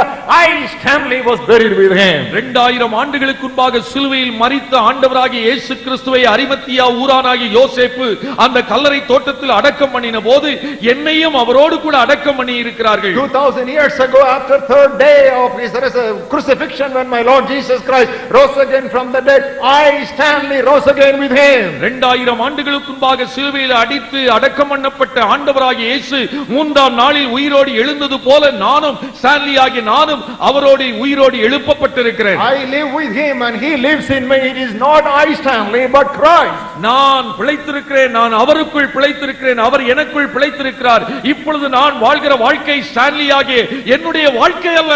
This is a fact of history. இது சரித்திரத்தின் முக்கியம் வாய்ந்த ஒரு I உண்மை. died with him, I was buried with him, I rose again with him and I live with him and I wait for him to return. அவரோடு கூட அடிக்கப்பட்டேன், அவரோடு அடக்கம் பண்ணப்பட்டேன், அவரோடு உயிர்த்தெழுந்திருக்கிறேன். இப்பொழுது அவரோடு கூட வாழ்ந்து கொண்டிருக்கிறேன். அவர் என்னை திரும்ப சந்திக்க வருகிறதை எதிர்பார்த்துக் கொண்டிருக்கிறேன்.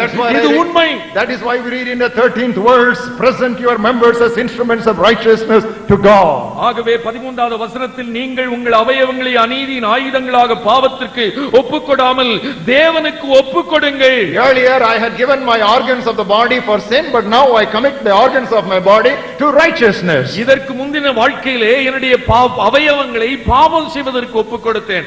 ஆனால் இப்பொழுதோ நான் இவ்விதமாய் பிழைத்திருப்பதினால் தேவனுக்காக என்னுடைய ஆயுதங்களை நீதியின் அவயவங்களாய் ஒப்புக்கொடுக்கிறேன். What is the result? அதனுடைய முடிவு என்ன? We read in verse 14. 14 இப்படி வாசிக்கிறோம். Sin shall not have dominion over you. பாவம் உங்களை மேற்கொள்ள மாட்டாது. Because you are no more under the Old Testament law of Moses, but you are under the New Testament grace of the Lord Jesus Christ. பழைய ஏற்பாட்டு மோசேயுடைய நியாயப்பிரமாணத்திற்கு கீழ்ப்பட்டிராமல் புதிய ஏற்பாட்டின் ஆண்டவராகிய இயேசு கிறிஸ்துவுடைய புதிய உடன்படிக்கையின் கீழே கிருபையின் கீழ் இருப்பதினால் பாவம் உங்களை மேற்கொள்ள மாட்டாது. Lift up both your hands and say hallelujah. Hallelujah. Hallelujah. Brothers and sisters, this is how we understand victory, that is in and through and with Jesus Christ. ஆண்டவராகிய இயேசு கிறிஸ்துவுக்குள், ஆண்டவராகிய இயேசு கிறிஸ்துவோடு கூட, ஆண்டவராகிய இயேசு கிறிஸ்துவினால் நமக்கு கிடைத்திருக்கிற உள்ளான மாம்சத்தில் இருந்த வெற்றி.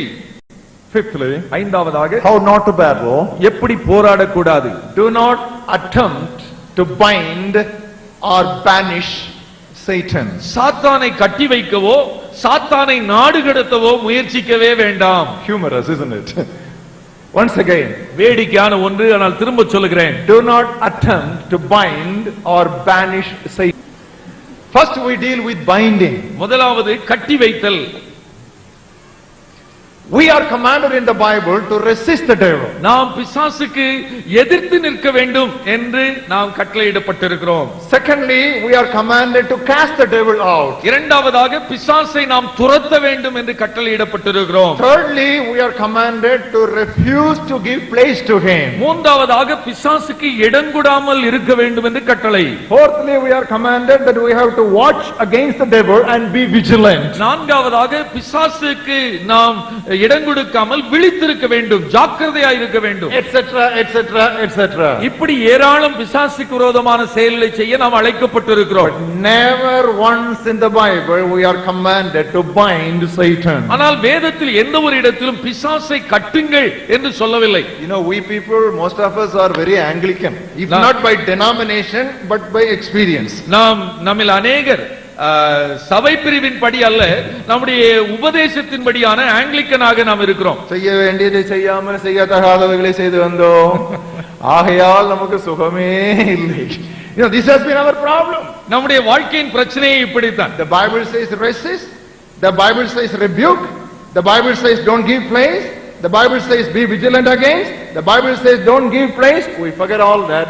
We are interested in what we are not asked to do. We want to bind it. வேதம் நமக்கு சொல்லி இருக்கிறது, பிசாசுக்கு எதிர்த்து நில்லுங்கள், பிசாசுக்கு இடம் கொடுக்க வேண்டாம், பிசாசுக்கு விரோதமாக விழித்திருங்கள், ஜாக்கிரதையாயிருங்கள் என்று இத்தனை சொல்லி இருக்கும்போது எதை செய்ய வேண்டாம் என்று சொல்லி இருக்கிறதோ அதைத்தான் நாம் செய்வோம். It is not God's will to bind the devil now.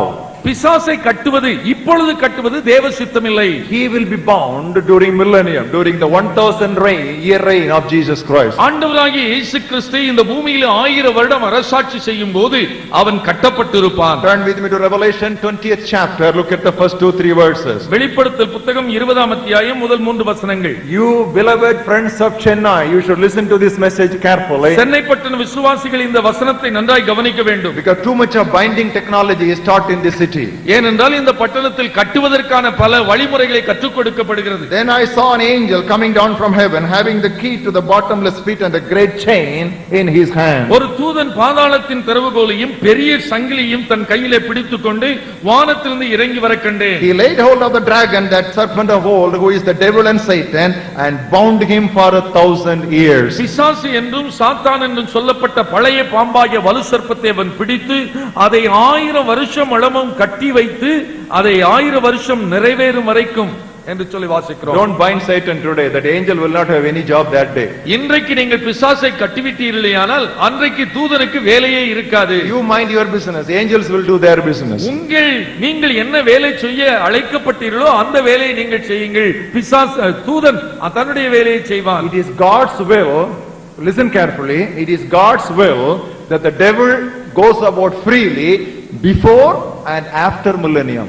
இந்த பிசாசானவன் இந்த 1000 வருஷத்திற்கு முன்பும் 1000 வருஷத்திற்கு பின்பும் இந்த உலகத்தில் அலைந்து திரிவதற்காக அனுமதிக்கப்பட்டவன். Now if you look at the 20th chapter and 3rd words again, even after the 1000 years, the last portion of that word says, after these things he must be again released for a little while. 20ஆம் அதிகாரம் 3ஆம் வசனத்தை நீங்கள் கவனித்து பார்ப்பீர்களானால் அவன் 1000 வருஷம் கட்டி வைக்கப்பட்ட பின்பு அவன் கொஞ்ச காலம் விடுதலையாக வேண்டும் என்று எழுதப்பட்டிருக்கிறது. Then what is the meaning of whatever you bind on earth will be bound in heaven and whatever loose on earth will be loosed in heaven? அப்படியானால் இந்த வசனத்தினுடைய விளக்கம் என்ன என்று நீங்கள் கேட்கலாம். நீங்கள் பூமியிலே எதை கட்டுவீர்களோ அது பரலோகத்திலே கட்டப்பட்டிருக்கும், எவைகளை கட்டவிழ்ப்பீர்களோ அது பரலோகத்திலும் கட்டவிழ்க்கப்பட்டிருக்கும். The Lord Jesus Christ was speaking to Peter. ஆண்டவராகிய இயேசு இதை பேதுருவிடத்தில் சொன்னார். What did he do?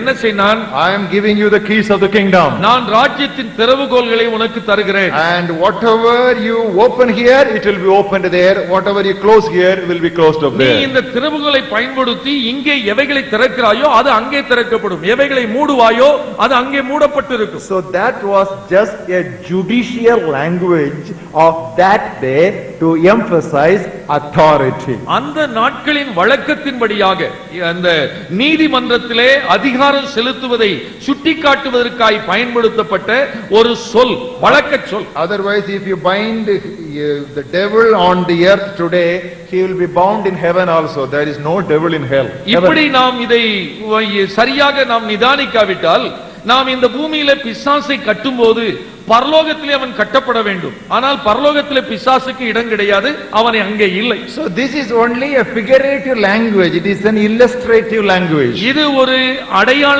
சொல், இல்லாவிட்டால் ஓமானமான சொல், வழக்க சொல். Jesus said, before you go and take the spoil and the possession of a strong man, you should bind the strong man. ஆண்டவராகிய இயேசு கிறிஸ்து சொன்னார், அந்த பலவானை முந்தி கட்டினால் ஒழிய அவனுடைய கொள்ளை உடைமைகளை நான் அவ எடுத்துக்கொள்ள முடியாது என்றார். Binding the strong man is only an illustrative language. இந்த கட்டுதல் என்பது ஒரு விளக்க சொல் என்பதாகும். For example, if you go to a Hindu village in India and you tell the people, we should open up our heart to Jesus just like you break open the coconut, you are not telling people to break the coconut. நீங்கள் தேங்காயை உடைப்பது போல உங்கள் இருதயத்தை திறந்து கொடுக்க வேண்டும் என்று சொல்கிறது போல தான் அர்த்தம். அவருடைய இருதயத்தை உடைத்து திறக்க வேண்டும் என்று நான் சொல்லுகிறேன். No, that doesn't mean தேங்காய் உடைக்கணும். தேங்காய் உடைக்க வேண்டும் என்று அல்ல. It is only a figurative language. அந்த தேங்காயை உடைப்பது போல உள்ளத்தை திறக்க வேண்டும். So take the whole Bible. Satan must be free today. அப்படியானால் வேதத்தின்படி நாம் அறிந்து கொள்வது என்றால், அந்த குறிப்பிட்ட காலம் வரைக்கும் பிசாசு விடுதலையோடு தான் இருப்பான். Next one, we start banishing the devil. அடுத்து பிசாசை நாடு கடத்துகிற ஒரு காரியம். I laughed and laughed when I was preparing this sermon. இந்த செய்தியை நான் ஆயத்தம் பண்ணும்போது அதிகமாக சிரித்துக் கொண்டேன். While casting out demons, பிசாசை துரத்தும் போது we asked the demon, பிசாசை பிடித்த அந்த மனிதனை பிடித்துக் கொண்டு, will you go to the bottomless pit? நீ அந்த பாதாளத்திற்கு போகிறாயா என்ற கேள்வி அவனை பார்த்து. And the devil will say, yes, I will go. பிசாசு சொல்ல, நான் போகிறேன். Hey preacher, he is a liar. He will tell 1,000 lies and will not go there. அவன் ஒரு பொய்யன், ஆயிரக்கணக்கான பொய்யை ஏற்கனவே சொல்லி இருக்கிறான், இது இன்னொரு பொய், அவ்வளவுதான். It is like this. இது இப்படி இருக்கிறது. You lying spirit, you tell the truth. பொய்யின் ஆவியே உண்மையை சொல் என்று சொல்லுவது போல இது. 1,000 lies he'll tell you. You give the Bible, இது சத்தியம் ஒன்னு சொல்லு, 1,000 சத்தியம்ஸ் he will make and he will still. அவன் பொய்யன், 1000 பொய் சொல்லி இருக்கிறவன். இந்த வேதத்தில் சத்தியம் பண்ணு என்றால் அவன் சத்தியம் பண்ணதிலே ஒரு பிரச்சனையே இல்லை. Even Jesus Christ did not send the devils to the bottomless pit.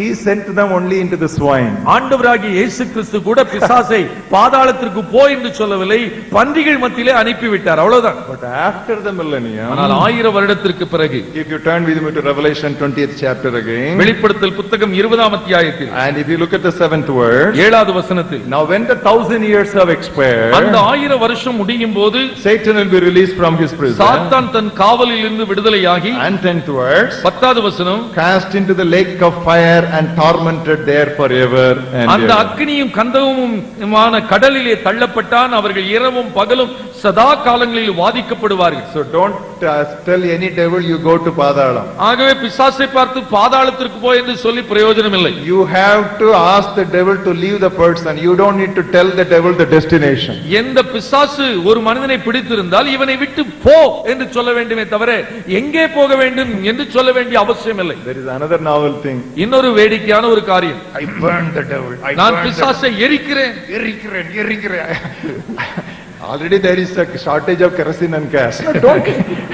I burned the devil. I burned the devil. பிசாசை எரிக்கிறேன் என்ற வாசகங்கள் எல்லாம் வேடிக்கையான ஒன்றுதான். Burning the devil is not our work. பிசாசை எரிக்கிறது நம்முடைய வேலை அல்ல. You know whose work it is? யார் அந்த வேலையை செய்ய போகிறார்? It is the work of the Lord Jesus Christ. ஆண்டவராகிய இயேசு கிறிஸ்துவினுடைய வேலை அது. When will he do that? எப்பொழுது அதை செய்வார்? Turn with me to 2 Thessalonians. 2 தெசலோனிக்கேயர் 2nd chapter. 2ஆம் அத்தியாயம் 8th verse. 8வது வசனம். The lawless one will be revealed, whom the Lord will consume with the breath of his mouth and destroy with the brightness of his coming. அந்த அக்கிரமக்காரன் வெளிப்படுவான், அவனை கர்த்தர் தம்முடைய வாயின் சுவாசத்தினால் அழித்து இல்லாவிட்டால் எரித்து தம்முடைய வருகையின் பிரசன்னத்தினால் நாசம் பண்ணுவார். So when Jesus comes, he will burn the devil. Until then you don't. இயேசு வரும்போது அவன் முற்றிலும் எரிக்கப்படுவான், நாசமாவான். Friends, அருமை நண்பர்களே, if God has no use for Satan and angels today, he would have fried them long ago. பிசாசினால் எந்த ஒரு பயனும் இல்லை என்று சொன்னால் பல ஆண்டுகளுக்கு முன்னதாகவே அவனை முற்றிலுமாய் இல்லாமல் ஆக்கி இருப்பார். And there is one more thing. இன்னொரு காரியமும் கூட, Don't ever blaspheme the devil. பிசாசை சபிக்கவும் கூடாது. Never. இல்லை, ஒருபோதும் அல்ல. Even Michael the archangel, he dared not to bring a reviling accusation against Satan, but he very cautiously said, "The Lord rebuke you." பிரதான தூதனாகிய மிகாவேல் கூட இந்த சாத்தானை சபிப்பதற்கு இல்லாவிட்டால் கடிந்து கொள்ள முடியாதவனாக அவன் என்ன சொல்கிறான்? கர்த்தர் உன்னை கடிந்து கொள்வாராக என்று அவன் சொல்கிறான். Bind the devil, don't do it. பிசாசை கட்டுவது கூடாது. Banishing the devil, don't do it. பிசாசை நாடு கடத்த கூடாது. Burning the devil, don't do it. பிசாசை எரிக்க கூடாது. Blaspheming the devil, don't do it. பிசாசை சபிக்கவும் கூடாது. That is not your prerogative. அது உங்களுடைய வேலை அல்ல. God has got in his own plan. All that you need to do is don't give place to the devil and resist the devil and cast the devil. நாம் செய்யும்படியாக அழைக்கப்பட்டது பிசாசுக்கு இடம் கொடாமல் பிசாசுக்கு எதிர்த்து நின்று அவனை துரத்த வேண்டும், அவ்வளவுதான். Sixthly, ஆறாவதாக, how not to battle. எப்படி போராடக்கூடாது. Do not practice unapostolic methods. அப்போஸ்தல முறைமைக்கு முரண்பட்ட முறைகளை கையாளக்கூடாது. Do not practice unapostolic methods. அப்போஸ்தல முறைமைக்கு முரண்பட்ட செயல்களை நாம் கையாளக்கூடாது. Once upon a time, people were denying the very existence of demons. ஒரு காலம் இருந்தது, அன்றைக்கு பிசாசே கிடையாது என்று சொன்னார்கள். But now we have gone to the other extreme. ஆனால் இன்றைக்கு இன்னொரு ஓரத்திற்கு வந்து விட்டோம். We have got excessive interest in them. இன்றைக்கு பிசாசின் காரியத்தில் தான் மிகுந்த அக்கறை நமக்கு. We are more interested in demonology than in theology. இறையியல் தத்துவத்தை விட பிசாசின் தத்துவங்கள் என்ன என்று அறிய நமக்கு மிகுந்த வாஞ்சை. I am going to tell you some of the unapostolic acts in practice today. இன்றைக்கு நாம் காண்கிற அப்போஸ்தல முறைமைக்கு முரண்பட்ட செயல்கள் ஒரு சிலவற்றை சுட்டிக்காட்ட விரும்புகிறேன். Sit erect on your chair. நன்றாக கவனித்துக் கொள்ளுங்கள். You may be shaken to the core. ஒருவேளை நீங்கள் இதனால் அசைக்கப்படலாம். All those things may not be available in Chennai now. ஒருவேளை இந்த காரியங்கள் இப்பொழுது சென்னையில் இல்லாமல் இருக்கலாம். But those things are coming. ஆனால் வந்து கொண்டே இருக்கிறது. They are all imported from the west without customs. எந்த ஒரு கஷ்டம் இல்லாமல் மேலை நாட்டிலிருந்து இறக்கப்படுகிறது. So you need to be very careful. மிகுந்த விழிப்பாய் இருக்க வேண்டியது அவசியம். I am forewarning you. உங்களை முன்னதாக எச்சரிக்கிறேன். To be forewarned is to be forearmed. நாம் முன்னெச்சரிக்கை பெறுவதன் மூலமாக நாம் நன்றாக ஆயத்தமாய் ஆயுதம் தரித்துக் கொள்ள வேண்டும். What are the unapostolic practices which are beginning to come all over the world? உலகமெங்கும் இந்த காரியங்களில் வருகிற அப்போஸ்தல முறைமைக்கு முரண்பட்ட செயல்கள் என்னவென்றால், I am going to say three things. மூன்று காரியங்கள். Number one, ஒன்று, focusing prayers on Satan rather than on God. தேவனிடத்தில் தேவனுக்காக ஏறெடுக்கிற ஜெபங்களை விட பிசாசை மனதில் கொண்டு ஜெபிக்கிற ஜெபங்கள் ஏராளம். They call it warfare prayer. இவைகளை போராட்ட ஜெபம் என்று சொல்கிறார்கள். But I want to show two examples, one from the Old Testament and the other from the New. பழைய ஏற்பாட்டிலிருந்து புதிய ஏற்பாட்டிலிருந்து சில ரெண்டு எடுத்துக்காட்டுகளை சொல்ல விரும்புகிறேன். Daniel was praying with fasting. தானியேல் உபவாசம் பண்ணி ஜெபம் பண்ணி கொண்டிருந்தார். There was no answer for him for several weeks. பல வாரங்கள் அவன் ஜெபித்துக் கொண்டிருந்தாலும் பதில் இல்லை. What did he say? ஆகவே என்ன செய்தான்? Oh, Prince of Persia, come down. பெர்சியாவின் ஆவியே இறங்கி வா. Come down and leave the place and clear the skies for my prayers to be answered. என்னுடைய ஜெபம் போய் எட்டத்தக்கதாக பரலோகத்திலிருந்து அனுப்பப்பட்ட ஜெபம் பதில் வருவதற்காக நீ அந்த இடத்தை விட்டு அகன்று போ என்று சொன்னானா? No, இல்லை. Rather, அதை விட 9th chapter of Daniel, தானியேல் புத்தகம் 9ஆம் அதிகாரம் 19th verse, 19வது வசனம். his prayers were God centered, they were not Satan centered. அவனுடைய ஜெபம் தேவனை மையமாய் கொண்டதாய் இருந்ததே தவிர பிசாசை மனதில் கொண்டதா இல்லை. 19th verse of Daniel 9. Daniel 9:19. Oh Lord, hear. ஆண்டவரே கேளும். Oh Lord, forgive. ஆண்டவரே மன்னியும். Oh Lord, listen and act. ஆண்டவரே கவனியும். You see? Oh Lord, hear. ஆண்டவரே கேளும். Oh Lord, forgive. ஆண்டவரே மன்னியும். Oh Lord, listen. ஆண்டவரே கவனியும். He did not say, oh Lord, hear, forgive and listen. That would have been a better language. ஆண்டவரே கேளும் மன்னியும் கவனியும் என்று ஒரே வார்த்தையில் சொல்லி இருக்கலாம். Oh Lord, ஆண்டவரே, oh Lord, ஆண்டவரே, oh Lord. ஆண்டவரே. This man was totally lost and he was focusing on God rather than the enemy. அந்த போராட்டத்தில் ஜெபத்தில் அவனுடைய மனதிலே நிறைவாய் இருந்தது தேவன் ஆண்டவர், அந்த சத்ருவல்ல. The early church came under persecution. ஆதி திருச்சபை உபத்திரவம் அடைந்தது. What did they do? என்ன செய்தார்கள்? You Herod, the spirit of Herod, come down. ஏரோதின் ஆவியே விலகி போ. அப்படியா? You spirit of Pilate, come down. பிலாத்தின் ஆவியே ஓடி போ. No. அப்படி அல்ல. They lifted up their voice to God. தங்களுடைய கைகளை வானத்திற்கு எடுத்து சத்தத்தை உயர்த்தினார்கள். Oh God, you are the creator of heaven and earth. ஆண்டவரே, நீர் வானத்தையும் பூமியையும் உண்டாக்கினவர். Why should Pilate and Herod plot against your anointed? உம்முடைய சொந்த மகனாகிய உம்முடைய ஜனத்திற்கு விரோதமாய் பிலாத்துவும் ஏரோதும் ஏன் இந்த பொல்லாத ஆலோசனையை கொண்டு வர வேண்டும்? Look at their threatenings. இவருடைய பயமுறுத்துதலை பாரும். And give boldness to your servants. உம்முடைய ஊழியக்காரருக்கு தைரியத்தை தாரும். For what? எதற்கு? Not to tear down these forces, but to preach the gospel. எதிர்த்து நிற்கிற இவருடைய கோட்டையை தகர்த்து போடுவதற்காக அல்ல, தேவனுடைய சுவிசேஷத்தை பிரசங்கிப்பதற்காக. So beware of any prayer that is getting too much of dose of the devil inside your prayer content. ஆகவே நீங்கள் ஜெப சந்தர்ப்பத்தில் நீங்கள் பிசாசுக்கு விரோதமாய் நீங்கள் போராடி ஜெபிக்கிற அந்த நேரத்தில் நீங்கள் பிசாசிற்கு முக்கியத்துவம் கொடுக்காமல் தேவனை மையமாய் கொண்டு நீங்கள் ஜெபியுங்கள். Oh God, you do it. Oh God, you do it. Oh God, you do it. Cry unto him and God will do it. ஆண்டவரை பார்த்து, ஆண்டவரை இந்த சூழ்நிலையில் நீர் கிரியை செய்யும், நீர் கிரியை செய்யும், நீர் கிரியை செய்யும் என்று நீங்கள் கேளுங்கள். The second unapostolic act, இன்னொன்று அப்போஸ்தல முறைமைக்கு முரண்பட்டது, spiritual mapping. ஆவிக்குரிய படம் வரைதல். Sorry. Yes. They call it identification and locating of territorial spirits. இதனுடைய அர்த்தம் என்னவென்றால், ஒரு குறிப்பிட்ட எல்லையிலே இந்த பிசாசுடைய ஆதிக்கம் இருக்கிறது, ஆகவே இதற்கு விரோதமாய் நாம் ஜெபிக்க வேண்டும். What is the spirit in Prasavakam? புரசவாக்கத்தில் இருக்கிற அசுத்த ஆவி என்னது? What is the spirit in Anna Nagar? அண்ணா நகரில் இருக்கிற அசுத்த ஆவி எத்தகையது? What is the spirit in Amanjikarai? அமஞ்சிக்கரையில் இருக்கிற அசுத்த ஆவி என்ன? So they try to locate different இப்படி spirits. பல்வேறு ஆவிகள் இந்த இடத்தில் இருக்கிறது, இந்த இடத்தில் இருக்கிறது என்று சொல்லிக் கொண்டே இருப்பது. They are trying to find out and do lot of research on it and draw a map and find out here is this spirit, here is that spirit, here is this spirit. They are trying to find out which spirit is where. இப்படி ஒரு சிலர்கள் மிகுந்த தீவிர ஆராய்ச்சி செய்து இந்த குறிப்பிட்ட மாநிலமா, குறிப்பிட்ட இடமா இந்த ஆவி இருக்கிறது, இந்த ஆவி இருக்கிறது என்று வரைபடம் போல குறிப்பு வைத்துக் கொண்டு போகிறார்கள். Paul went to Athens. Pavul அத்தேனை பட்டணத்திற்கு போனார். What does the Bible say? வேதம் என்ன சொல்கிறது? When he was watching the city of Athens, இந்த அத்தேனை பட்டணத்தை அவன் சுற்றி நடந்து வந்தபோது his spirit was stirred within him. அவனுடைய ஆவியிலே வைராக்கியம் கொண்டான். Why?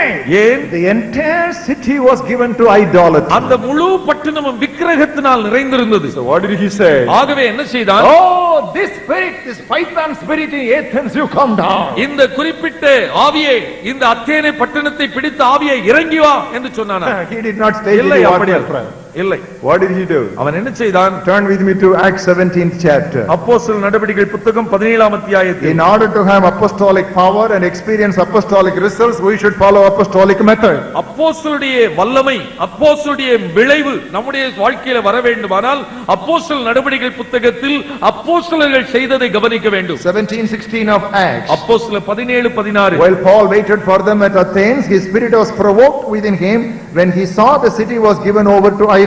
அத்தேனை பட்டணத்தில் பவுல் அவர்களுக்காய் காத்துக் கொண்டிருக்கையில் அந்த பட்டணம் விக்கிரகங்களால் நிறைந்திருக்கிறதை கண்டு தன் ஆவியில் மிகுந்த வைராக்கியம் அடைந்தான். What did he do? ஆகவே என்ன செய்தான்? Therefore he reasoned in the synagogue with the Jews and with the Gentile worshippers and in the marketplace daily those who happened to be there. ஜெபாலயத்தில் யூதரோடும் பக்தி உள்ளவர்களோடும் சந்தை வழியில் எதிர்ப்பட்டவர்களோடும் தினந்தோறும் சம்பாஷணை பண்ணிக்கொண்டான். So when you see a city or a place given to idolatry, ஆகவே எந்த ஒரு பட்டணமோ எந்த ஒரு பகுதியோ விக்கிரக ஆராதனை நிறைந்திருந்ததை காண்பீர்களேயானால், you are not trying to find out which idol is dominant here and which spirit is dominant here. That is not what you are asked to do. You go and preach the gospel. The gospel will take care of all the idols. இந்த குறிப்பிட்ட இடத்தில் இந்த விக்கிரகம் தான் அதிகமாய் வழிபடப்படுகிறது, ஆகவே இந்த ஆவிதான் இந்த இடத்தை பிடித்திருக்கிறது, ஆகவே இதை நான் கட்ட வேண்டும் என்று நீங்கள் முயற்சி எடுக்காமல் அந்த இடத்தில் இருக்கிற மக்களுக்கு சுவிசேஷத்தை சொல்ல வேண்டும். When you are walking on this, let us say you are walking in a jungle, ஒருவேளை நீங்கள் காட்டில் நடந்து போய் வைத்துக் கொள்ளுங்கள், and you have a lion walking with you. உங்களோடு கூட ஒரு சிங்கம் வருகிறது வைத்துக் கொள்ளுங்கள். Let us imagine it is a tamed lion and you are holding him in chains. அது நன்றாக பழக்கப்பட்ட ஒரு சிங்கம், அது உங்களோடு கூட நடந்து வருகிறது வைத்துக் கொள்ளுங்கள். There comes a wolf. ஒரு பெரிய ஓநாய் வருகிறது. What should you do? ஆகவே நீங்கள் என்ன செய்ய வேண்டும்? Don't fight with the wolf. அந்த ஓநாயோடு நீங்கள் சண்டை போட வேண்டிய அவசியமே இல்லை. Let the lion loose. கையிலே பிடித்திருக்கிற சிங்கத்தை கயிறை விட்டுவிட வேண்டியதுதான். Okay, you still go further. இன்னும் கொஞ்சம் போகிறீர்கள். There comes another animal. இன்னொரு மிருகம் எதிர்த்து வருகிறது. Foxy fox. ஒருவேளை அந்த நரியா இருக்கலாம். தந்திரம் நிறைந்த நரி. Suppose you meet a foxy fox. அந்த தந்திரமுள்ள நரி உங்களை சந்திக்கும் போது what should you do? நீங்கள் என்ன செய்ய வேண்டும்? Don't be arguing with that fox. The fox is foxier than you. தந்திரமுள்ள நரி உங்களை விட தந்திரம் உள்ளது. ஆகவே நீங்கள் அதற்கு என்னதான் பேசினாலும் அது கேட்காது. Don't get angry with me. ஆகவே அதை விட்டு விடுங்க. I am just joking. Okay, now you still go on. இன்னும் நீங்கள் தொடர்ந்து செல்லலாம். What do you do? என்ன செய்வீர்கள்? Let the lion loose. சிங்கத்தை விட்டுவிட வேண்டும். கையிலே பிடித்திருக்கிறதை விட்டு விடுங்க. In other words, இன்னொரு வார்த்தையிலே, let any animal confront you. உங்களை சந்திக்கிற மிருகம் எதுவா இருந்தாலும் what should you do? நீங்கள் என்ன செய்ய வேண்டும்? Let the lion loose. கையிலே கட்டி வைத்திருக்கிற சிங்கத்தை விட்டு விடுங்க.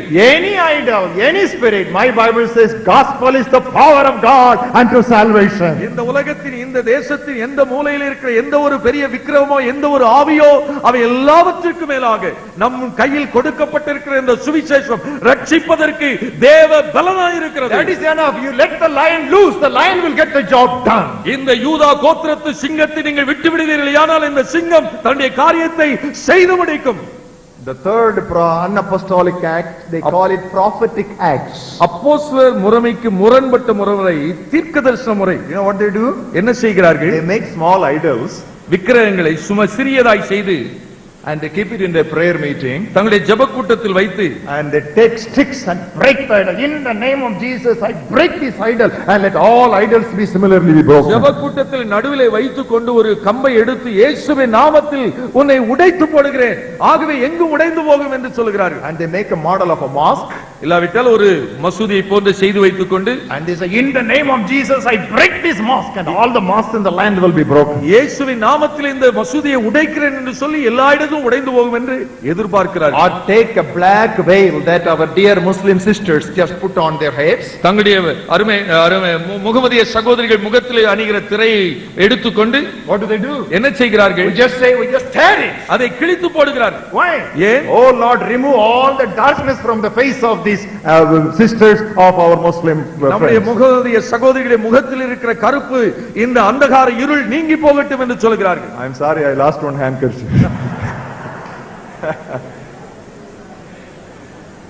Friends, I want to tell you something. அருமையானவர்களே, நான் உங்களுக்கு சொல்ல விரும்புகிறேன். This is unnecessary. இது தேவையில்லாதது. This is unscriptural. வேதத்தின்படியானது அல்ல. This is unhelpful. இது உதவியும் செய்யாது. And this will provocate our non-Christian friends. ஆனால் இவைகளை நீங்கள் இப்படி செய்வீர்களானால் கிறிஸ்தவர் அல்லாதவர்கள் நம்முடைய செயலை பார்த்து எரிச்சல் அடைவார்கள். You know what is this? என்ன இது? Listen. நன்றாய் கவனியுங்கள். I will tell you what this is. இது எப்படிப்பட்ட செயல் என்று நான் விளக்கம் சொல்கிறேன். This is rowdyism. இது ரவுடித்தனம் என்பதாகும். Why do I call it rowdyism? ஏன் இதை ரவுடித்தனம் என்று சொல்கிறேன்? Who will burn the flags? யார் இந்த கொடிகளை எரிக்கிறார்கள்? Who will burn the effigies? இந்த உருவ பொம்மைகளை யார் எரிக்கிறார்கள்? Rowdies. அந்த ரவுடித்தனமாய் இருக்கிறவர்கள். Christians, beware of rowdyism. கிறிஸ்தவர்களும் ரவுடிகளாய் மாறக்கூடாது. Simply ask God and God will get the job done. ஆண்டவரை பார்த்து கேட்க வேண்டும். ஆண்டவர் நமக்காய் யுத்தம் செய்வார். Brother, what are you talking? It has not come to Madras shore yet. It has not come to Madras shore yet. இப்படிப்பட்ட காரியங்கள் சென்னைப்பட்டணத்திற்கு வரவில்லை. நீங்கள் பேசுவதா வினோதமா இருக்கிறது நீங்கள் சொல்லலாம். It will come. வரும். So many things were coming. அநேகம் வந்து கொண்டிருக்கிறது. By the grace of God we lifted up banners and they are stopped. ஆனால் தேவனுடைய கிருபையினாலே நாம் உயர்த்தின கொடியினாலே இவைகள் நின்று போய் இருக்கிறது. Laughing revival came, it went as it came. சிரிக்கிற எழுப்புதல் என்பது வந்தது, ஆனால் வந்த வேகத்தில் அது போய்விட்டது. Vomiting revival came and it went in the way it came. வாந்தி எடுக்கிற எழுப்புதல் வந்தது, அதுவும் போய்விட்டது. If we had not stopped vomiting, diarrhea would have begun. ஒருவேளை இந்த வாமிட்டிங் எடுப்பதை நிறுத்தாமல் இருப்போமானால் இப்பொழுது பேதியாக இருக்கும். So we are giving the gospel for we are giving the truth and things are blocked. இப்படி சத்தியத்தின் கொடியை நாம் உயர்த்தி இருக்கிறபடினாலே இவைகள் வராமல் அங்கங்கே நிறுத்தப்பட்டிருக்கிறது. So I know what I am doing now. ஆகவே நான் சொல்லுகிறது என்ன என்று எனக்கு தெரியும். Because Madras and Chennai is the Jerusalem of India. ஏனென்றால் இந்த சென்னை பட்டணம் இந்திய தேசத்தின் எருசலேம் ஆகும். So I am speaking with a burden. ஆகவே பாரத்தோடு இவைகளை பகிர்ந்து கொண்டிருக்கிறேன். I am engaged with a holy anger. இந்த பரிசுத்தமான கோபத்தோடு கூட நான் சொல்லிக் கொண்டிருக்கிறேன். Because my Lord and my church is abused. ஏனென்றால் என்னுடைய ஆண்டவரும் என்னுடைய ஆண்டவருடைய சபையும் தவறாய் திட்டப்படுகிறது. I cannot be silent. I smart. நான் இவைகளை குறித்து நான் அமைதியாய் இருப்பதில்லை. நான் உரத்த சத்தமாய் கூச்சலிட்டு சொல்லுவேன். Because I have the sword of the Lord in my hand. ஏனென்றால் என் கையில் இருப்பது கர்த்தருடைய பட்டயம். Seventhly, ஏழாவதாக how not to battle. எப்படி போராடக்கூடாது. Do not be interested in extra biblical revelation. வேதத்திற்கு அதிகமான வெளிப்பாடுகளுக்காக நாம் வாஞ்சிக்க கூடாது. Don't be interested in extra biblical revelation. வேதத்திற்கு அதிகமான வெளிப்பாடுகளை வேண்டும் என்று கேட்க கூடாது. There are only two great mysteries. ரெண்டு ரகசியங்கள் தான் வேதத்தில் சொல்லப்பட்டிருக்கிறது. Number one, ஒன்று mystery of godliness. தேவ பக்திக்குரிய ரகசியமாவது. Number two, இரண்டாவது mystery of lawlessness. அக்கிரமத்தின் ரகசியமாவது. You know all that. இந்த எல்லாம் உங்களுக்கு தெரியும். Mystery of godliness. தேவ பக்திக்குரிய ரகசியம். You can read it 1 Timothy 3:16. 1 தீமோத்தேயு 3:16 வாசிக்கலாம். And the mystery of lawlessness. அக்கிரமத்தின் ரகசியம் That என்பது is 2 Thessalonians 2nd chapter 7th verse. 2 தெசலோனிக்கேயர் 7:7. Whatever we need to know about these two mysteries have been sufficiently explained in the scriptures. நான் இந்த ரகசியங்களை குறித்து நமக்கு எவைகள் விளக்கப்பட வேண்டுமோ அவைகள் போதுமான அளவிற்கு நம்முடைய தேவைக்கு ஏற்ற அளவு விளக்கப்பட்டிருக்கிறது. Don't go beyond what is already revealed. ஆகவே விளக்கப்பட்டிருக்கிற இந்த எல்லையை தாண்டி நாம் போக கூடாது. Don't probe into mysteries which are not necessary for us. நமக்கு தேவையில்லாத ரகசியங்களை நாம் தோண்டி பார்க்க போக கூடாது. What do we read in Deuteronomy 29:29? Anyone? உபாகமத்தின் புத்தகம் 29:29 எதை சொல்கிறது? யாராவது சொல்ல முடியுமா? Anyone? யாராவது ஒருவர் சொல்ல முடியுமா? Secret things belong to the Lord. மறைவானவைகள் நம்முடைய தேவனாகிய கர்த்தருக்குரியவைகள். Only those which are revealed are for us to obey. வெளிப்படுத்தப்பட்டவைகளோ நாம் அவைகளை கைக்கொள்வதற்காகவே. So always keep 29:29 of the Deuteronomy very carefully before you. ஆகவே உபாகமம் 29:29 நீங்கள் நன்றாய் நினைவில் வைத்துக் கொள்ளுங்கள். Don't go and try to dig deep into the mystery of lawlessness. இந்த அக்கிரமத்தின் ரகசியம் என்ன என்று அறிந்து பார்க்க முடியாய் ஆழத்தை தோண்டி பார்க்க கூடாது. You know what is the mystery of lawlessness? அக்கிரமத்தின் ரகசியத்தின் ஆழம் என்ன? Depths of Satan. சாத்தானின் ஆழங்கள் என்று சொல்லப்படுகிறவைகள். Depths of Satan. சாத்தானின் ஆழங்கள் என்று Don't be interested in the depths of Satan. சாத்தானின் ஆழங்களை குறித்து நீங்கள் அக்கறைப்பட வேண்டாம். Turn with me to the book of Revelation 2nd chapter. வெளிப்படுத்தல் புத்தகம் 2ஆம் அதிகாரம். And I will read to you verse 24. 24ஆம் வசனம். This is a straight warning that comes to us today. இன்றைக்கு நமக்கு நேரடியாய் சொல்லப்படுகிற ஒரு எச்சரிப்பின் சத்தம். To you I say and to the rest in Thyatira. தியத்திராவிலே இந்த போதகத்தை பற்றிக் கொள்ளாமலும்.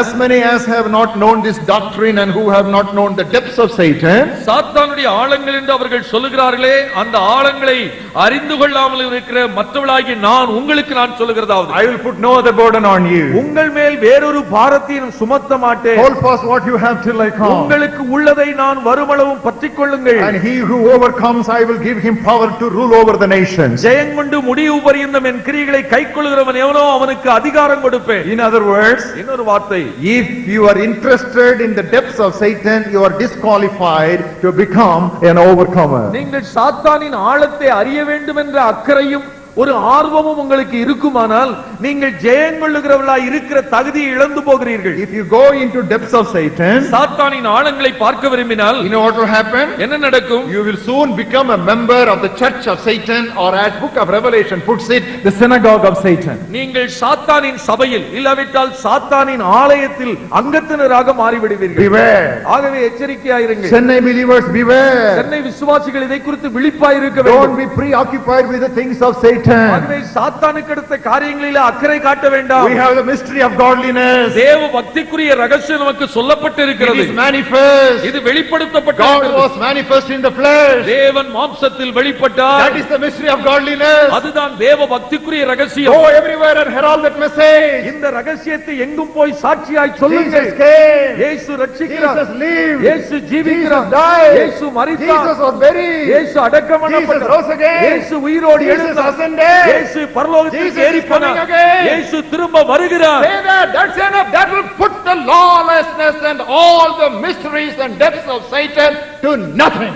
இந்த தேவ பக்திக்குரிய ரகசியத்தை எங்கும் வீடுகள் மேலே பிரசித்தம் பண்ணும் போது அக்கிரமக்காரனுடைய ரகசியங்கள் அனைத்தும் இல்லாமல் போய்விடும். Eighthly, எட்டாவதாக, do not get overexcited about demon casting. இந்த பிசாசு துரத்துவதை குறித்து அதிகமாய் பரவசப்படக்கூடாது. Don't be overexcited about demon casting. பிசாசு துரத்துவதை குறித்து அதிகமாய் பரவசப்படக்கூடாது. Turn with me to Luke's Gospel, 10th chapter. லூக்கா நற்செய்தி நூல் 10ஆம் அதிகாரம், I will read to you the 17th verse. 17ஆம் வசனத்தை வாசிக்கிறேன். You see here, the 70 disciples sent by the Lord Jesus Christ 2 by 2, they returned after a very successful mission. இந்த இடத்தில் ஆண்டவராகிய இயேசு கிறிஸ்து 70 சீடர்களை அழைத்து 2 பேராக அவளை சுவிசேஷத்தை பிரசங்கிக்க அனுப்பி வைத்தார். And when they returned after a successful mission, மிக வெற்றியான ஒரு ஊழியத்தை செய்து முடித்து அவர்கள் திரும்பி வந்து the 70 returned with joy, saying, Lord, even the demons are subject to us in your name. அந்த 70 பேர் சந்தோஷத்தோட திரும்பி வந்து, ஆண்டவரே உம்முடைய நாமத்தினாலே பிசாசுகளும் எங்களுக்கு கீழ்ப்படிகிறது என்றார்கள். What did Jesus say? உடனே இயேசு என்ன சொன்னார்? Verse 20, 20வது வசனத்தில், don't rejoice or get excited that the spirits are subject to you, ஆவிகள் உங்களுக்கு கீழ்ப்படிகிறதற்காக நீங்கள் சந்தோஷப்படாமல், but rather அதற்கு பதிலாக rejoice because your names are written in heaven. உங்கள் நாமங்கள் பரலோகத்தில் எழுதியிருக்கிறதற்காக சந்தோஷப்படுங்கள். Brothers and sisters, அருமை சகோதர சகோதரிகளே, don't be surprised if devils obey you. பிசாசு உங்களுக்கு கீழ்ப்படியதை பார்த்து நீங்கள் ஆச்சரியப்பட வேண்டாம். So be surprised if they don't obey you. ஆனால் கீழ்ப்படியாமல் இருந்தால் தான் நீங்கள் ஆச்சரியப்பட வேண்டும். Why?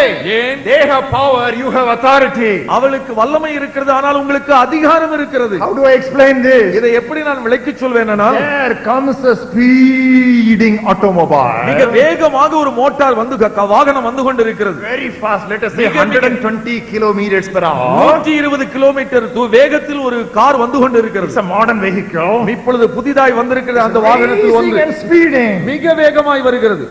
There is a very sickly policeman. ஒரு வியாதிப்பட்ட ஒரு போலீஸ்காரர், and he stops. அவர் கையில ஒன்று ஸ்டாப் என்று சொல்லுகிறார்.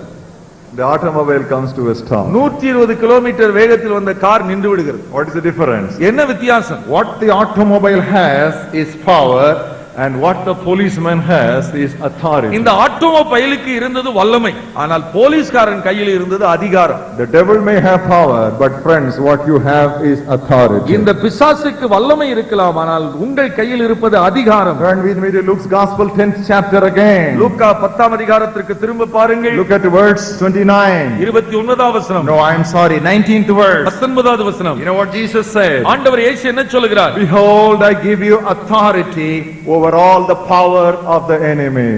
சகல வல்லமையும் மேற்கொள்ள உங்களுக்கு, சத்துருவினுடைய சகல வல்லமையும் மேற்கொள்ள உங்களுக்கு அதிகாரம் கொடுக்கிறேன். Power of the enemy. சத்துருவின் வல்லமை. In order to overcome that, I give you authority. சத்துருவினுடைய வல்லமை மேற்கொள்ள உங்களுக்கு அதிகாரம் தடுக்கிறேன். Listen to me carefully. நன்றாய் கவனியுங்கள். The Father gave authority to the Son.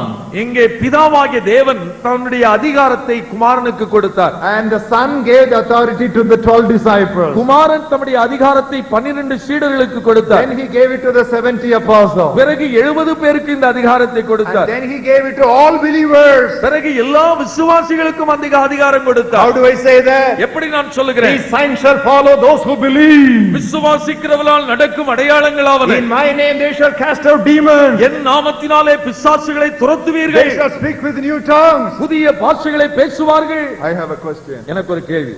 I have gone to many meetings and attended many church services. அநேக கூட்டங்களுக்கு, அநேக ஆலய ஆராதனைகளுக்கு, சபை ஆராதனைகளுக்கு போயிருக்கிறேன். What does the pastor say? போதகர் என்ன சொல்வார்? What does the preacher say? பிரசங்கியார் என்ன சொல்வார்? They encourage the believers, speak in tongues in faith, speak in tongues in faith, speak in tongues in faith. விசுவாசிகளை உற்சாகப்படுத்தி நீங்கள் விசுவாசத்தோடு அந்நிய பாஷையிலே பேசுங்கள் என்று சொல்வார். That's very good.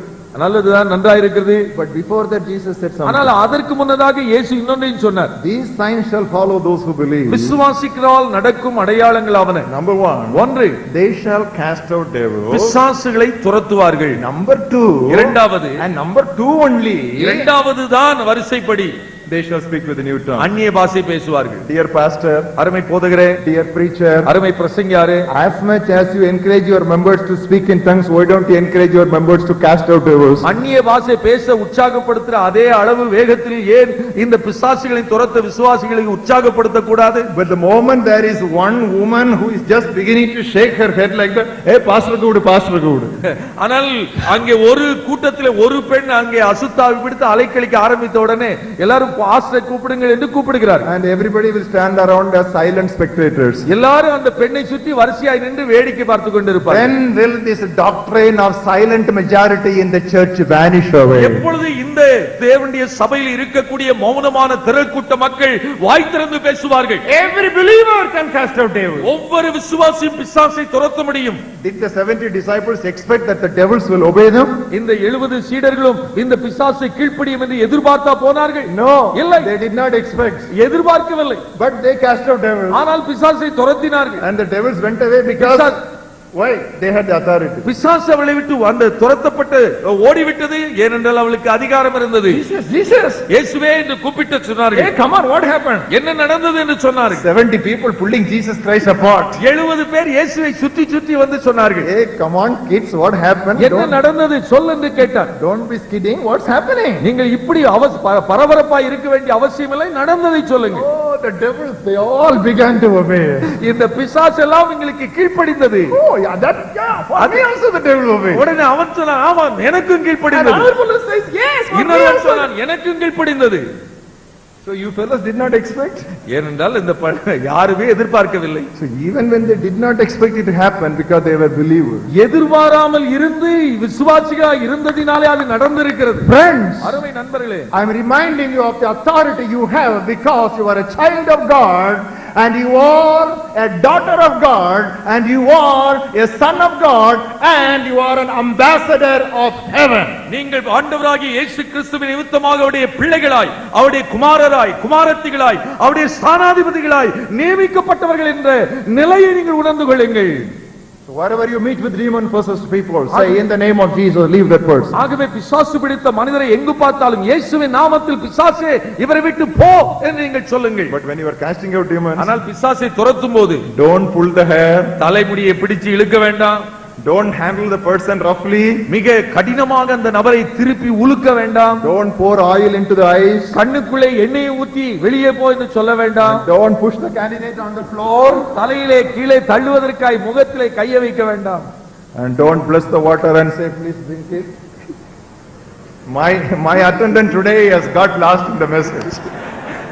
She is kept just for that, but she forgot it. Okay, very good. So don't bless the water and say come on drink this water.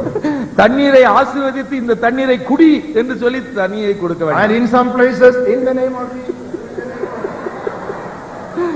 வீடுதோறா இயேசுவின் ரத்தத்தை தெளிக்கிறார் என்று தெளித்து கொண்டு போக வேண்டாம் தண்ணீரை. come on, don't do all this. இதையெல்லாம் செய்து ஒரு பயனும் இல்லை. This is pagan. This is இதெல்லாம் அஞ்ஞான heathen. மார்க்கம். This is Gentile. இது புற இனத்தார் செய்கிற முறைகள். And don't be going for searching for metal sheet, தகடு. தகடு எடுக்கிற வேலையும் செய்ய வேண்டாம். Let the தகடு be there. தகடு இருக்கட்டும் அங்கே. Let it be there. அது இருக்கட்டும், கொஞ்சம் பலமா இருக்கும். Because it is buried. Don't worry about what is buried. புதைக்கப்பட்டதை தோண்டி எடுத்து என்ன பிரயோஜனம்? இருக்கட்டும் அங்கே. He who is in you is greater than he is in the world. இந்த உலகத்தில் இருக்கிறவனை காட்டிலும் உங்களில் இருக்கிற தேவன் பெரியவர். Don't be talking to the demons. பிசாசோடு பேசிக்கொண்டு நேரத்தை வீணடிக்க வேண்டாம். Jesus did not allow the demons to be talking to him. ஆண்டவராகிய இயேசு பிசாசு பேசுவதற்கு இடம் கொடுக்கவே இல்லை. One famous evangelist spent lot of time after each evening meeting talking to the devils in his lodge. ஒரு புகழ் வாய்ந்த ஒரு சுவிசேஷ பிரசங்கியார் மாலையிலே பிசாசு துரத்துகிற அந்த கூட்டம் முடிந்த பிறகு தன்னுடைய விடுதியிலே போய் அந்த பிசாசோடு பேசிக் கொண்டிருந்தார். You know what happened? என்ன நடந்தது? In course of time he was deceived and he deceived a large multitude of people. அவர் காலப்போக்கிலே அவர் வஞ்சிக்கப்பட்டார், அவர் மூலமா ஏராள மக்கள் வஞ்சிக்கப்பட்டார். It was all because of that. ஏனென்றால் அப்படிப்பட்ட ஒரு செயலின் மூலமாக நடந்தது. If God has called you to a ministry of dealing with demons and praying for sick people, பிசாசு பிடித்த மக்களை விடுதலையாக்குகிற ஊழியத்திற்காக, வியாதிப்பட்டவருடைய விடுதலைக்காய் ஜெபிக்கிற ஊழியத்திற்காக ஆண்டவர் அழைத்திருந்தால், don't exhaust yourself too much in it because the devil knows how to drain you of all your energy. உங்களுடைய முழு சக்தியை எப்படி உங்களிலிருந்து இருந்து எடுப்பது என்று பிசாசுக்கு தெரியும். உங்களை உயர்த்துவதற்கு, மனிதர் உங்களை புகழுவதற்கு இடம் கொடுக்கவே வேண்டும். How to drain you of all your energy. உங்களுடைய வல்லமையை எடுப்பது அவனுக்கு தெரியும். So don't give place to that. ஆகவே பிசாசுக்கு இடம் கொடுக்க வேண்டாம். Exorcism is necessary, but evangelism is the priority. பிசாசுகளை துரத்துவது ஒரு முக்கியமான ஊழியம், ஆனால் பிரதான ஊழியம் நற்செய்தியை அறிவிப்பது. ஒன்பதாவதாக, How not to battle. எப்படி போராடக்கூடாது. Do not fight alone. நீங்கள் தனித்து போராடக்கூடாது. Don't fight alone. தனித்து போராடக்கூடாது. Book of Ecclesiastes, பிரசங்கியின் புத்தகம் 4th chapter, 4ஆம் அதிகாரம் verse 9. 9ஆம் வசனம். Two are better than one because they have a good reward for their labor. ஒன்றியாய் இருப்பதை காட்டிலும் இருவராய் இருப்பது நல்லது, அவருடைய பிரயாசத்துக்கு மிகுந்த பலன் உண்டு. 12th verse, 12ஆம் வசனம். Though one may be overpowered by another, two can withstand him. ஒருவனை யாதாம் ஒருவன் மேற்கொள்ள வந்தால் இருவரும் அவனுக்கு எதிர்த்து நிற்கலாம். What did Jesus do? ஆண்டவர் இயேசு என்ன சொன்னார்? He sent the 70 disciples 2 by 2. 70 சீடர்களை அனுப்பும்போது 2 பேராக அனுப்பினார். What did Jesus say? ஆண்டவர் இயேசு என்ன சொன்னார்? The gates of hell shall not prevail against the church. பாதாளத்தின் வாசல்கள் சபையை மேற்கொள்வதில்லை. When the 70 returned, what did they say? 70 பேர் திரும்பி வந்து என்ன சொன்னார்கள்? Oh Lord Jesus, the devil obeyed me. ஆண்டவராகிய இயேசுவே, எனக்கு பிசாசு கீழ்ப்படிந்தது. No, they didn't say that. அப்படி அவர்கள் சொல்லவில்லை. They said the devil obeyed us. பிசாசு எங்களுக்கு கீழ்ப்படிந்தது என்று பன்மையிலே சொன்னார்கள். You know what is the problem today? இன்றைய பிரச்சனை என்னவென்றால், we don't see the power manifestation on a large scale. மிக பெரிய அளவிலே தேவனுடைய வல்லமை வெளிப்படுவதை காண்பதில்லை. Why? ஏன்? Everybody wants to play solo. ஏனென்றால் ஒவ்வொருவரும் தனியாவர்தனம் செய்ய விரும்புகிறார்கள். But only when Peter and John come together, ஆனால் பேதுருவும் யோவானும் சேர்ந்து நிற்கும் போது மாத்திரமே they can look at the crippled world and say, look at us. முடமாயிருக்கிற இந்த உலகத்தை பார்த்து எங்களை உற்றுப்பார், நோக்கிப்பார் என்று சொல்ல முடியும். Only then irrefutable miracles will happen. அப்பொழுது மாத்திரமே மறுக்கையில்லா அற்புதங்களை நாம் இந்த உலகில் செய்து காட்ட முடியும். So don't be alone, be with people. ஆகவே தனிநபராக அல்ல, உடன் ஊழியரோடு சேர்ந்து இந்த பணியை செய்யுங்கள். 10thly and lastly, 8வது 10வதாக கடைசியாக, do not be self confident. நீங்கள் சுய நம்பிக்கையுள்ளவர்களாய் இருக்க கூடாது. Do not be self confident. நீங்கள் உங்களை சொந்த பலத்தை சார்ந்து நிற்க கூடாது. There is a beautiful text in the whole Bible. முழு வேதத்தில் மிக அருமையான ஒரு பதம் இருக்கிறது. The battle is not yours, but it is the Lord's. யுத்தம் உங்களுடையது அல்ல, இது கர்த்தருடைய யுத்தம். You know where it occurs? இது எங்கே வருகிறது? Note down. குறித்துக் கொள்ளுங்கள். Exodus 14:14. யாத்திரையாகமம் 14:14. Deuteronomy 1:30. உபாகமம் 1:30. 3:22. 3:22. 24. 24. Joshua 10:14. Joshua 10:14. 10:42. 10:42. 23:3 and 10. 23:3-10. 1 Samuel 17:47. 1 Samuel 17:47. 2 Chronicles 20:15. 2 நாளாகமம் 17 20:15. 20:15. 20:29. 20:59. 29. 29. 32:8. 32:8. Psalm 24:8. சங்கீதம் 24:8. Zechariah 14:3. Zechariah 14:3. In all these verses, this truth is there. The battle is not yours, it is the Lord. இந்த வசனங்கள் அனைத்திலும் இந்த யுத்தம் கர்த்தருடையது, உங்களுடையது அல்ல என்ற சத்தியம் சொல்லப்பட்டிருக்கிறது. This is the word of the Lord that comes to us tonight. இன்று ராத்திரி கர்த்தருடைய வார்த்தை நமக்கு சொல்லப்படுகிறது. It is neither by might, இது பலத்தினாலும் அல்ல, nor by power, பராக்கிரமத்தினாலும் அல்ல, but by my spirit saith the Lord of hosts. சேனைகளின் கர்த்தர் சொல்கிறார், இது என்னுடைய ஆவியினாலே ஆகும். It was when King David began to calculate his military strength that the anger of the Lord was aroused against him. எப்பொழுது தாவீது அரசன் தன்னுடைய ராணுவத்தின் எண்ணிக்கையை கணக்கிட்டு பார்த்தானோ அன்றைக்கு கர்த்தருடைய கோபம் அவனுக்கு விரோதமாய் மூண்டது. You know what the Bible says? வேதம் என்ன சொல்கிறது? Having done all, எல்லாவற்றையும் செய்து முடித்து stand. நில்லுங்கள். Having done all, எல்லாவற்றையும் செய்து முடித்து நில்லுங்கள். stand. நில்லுங்கள். For what? எதற்காக? To see the salvation that the Lord will work for you. கர்த்தர் நமக்காய் செய்கிற ரட்சிப்பை காணும்படியாய் தரித்து நில்லுங்கள். Dear brothers and அருமை sisters, சகோதர சகோதரிகளே, in your spiritual உங்களுடைய warfare, ஆவிக்குரிய போராட்டத்தில் employ these truths. இந்த சத்தியங்களை நீங்கள் உள்ளடக்கி செய்யுங்கள். The Lord be with you. தேவன் உங்களோடு இருப்பார். Wish you all the best. உங்களுக்கு தேவன் சகலத்தின் நன்மையாய் நடத்தி தருவார். Amen. ஆமென். Gracious Heavenly கிருபை Father, நிறைந்த பரலோக பிதாவே, we thank you this evening for your இந்த மாலை blessed presence நேரத்திற்கு that was with us all through this meditation. ஆண்டவரே, இந்த எப்படி போராடக்கூடாது என்பதை குறித்த இந்த நல்ல வேத வசன தியானத்திற்காக நன்றி செலுத்துகிறோம். Thank you for your presence that was throughout. எங்களோடு கூட இருக்கிற உம்முடைய அன்பின் பிரசன்னத்திற்காக நன்றி செலுத்துகிறோம். Thank you for all the lessons that we have learned tonight. நாங்கள் இன்று ராத்திரி கற்றுக்கொண்ட படிப்பினைகளுக்காக நன்றி செலுத்துகிறோம். As we apply them in our actual life and ministerial situations, இந்த சத்தியங்களை எங்களுடைய தனிப்பட்ட வாழ்க்கையின் சந்தர்ப்பங்களில், ஊழியத்தின் சந்தர்ப்பங்களில் பயன்படுத்தும் போது help us, for God, to really realize the effectiveness of these biblical truths. இந்த வேத சத்தியங்களினுடைய உண்மை விளைவுகளை காணத்தக்கதாக கர்த்தர் உதவி செய்வீராக. We thank you, Lord, because the victory is already pre-assured. ஏனென்றால் இந்த வெற்றி என்பது ஏற்கனவே உம்மூலமாய் எங்களுக்கு நிச்சயிக்கப்பட்டிருக்கிறது. Hallelujah! Hallelujah, Hallelujah! Hallelujah, Hallelujah! Hallelujah. We give you all glory and honor. உமக்கே எல்லா கனத்தையும் மகிமையும் செலுத்துகிறோம். In the name of Jesus Christ we offer this இயேசு prayer. கிறிஸ்துவின் நாமத்தில் ஜெபத்தை எடுக்கிறோம் நல்ல பிதாவே. Amen. ஆமென்.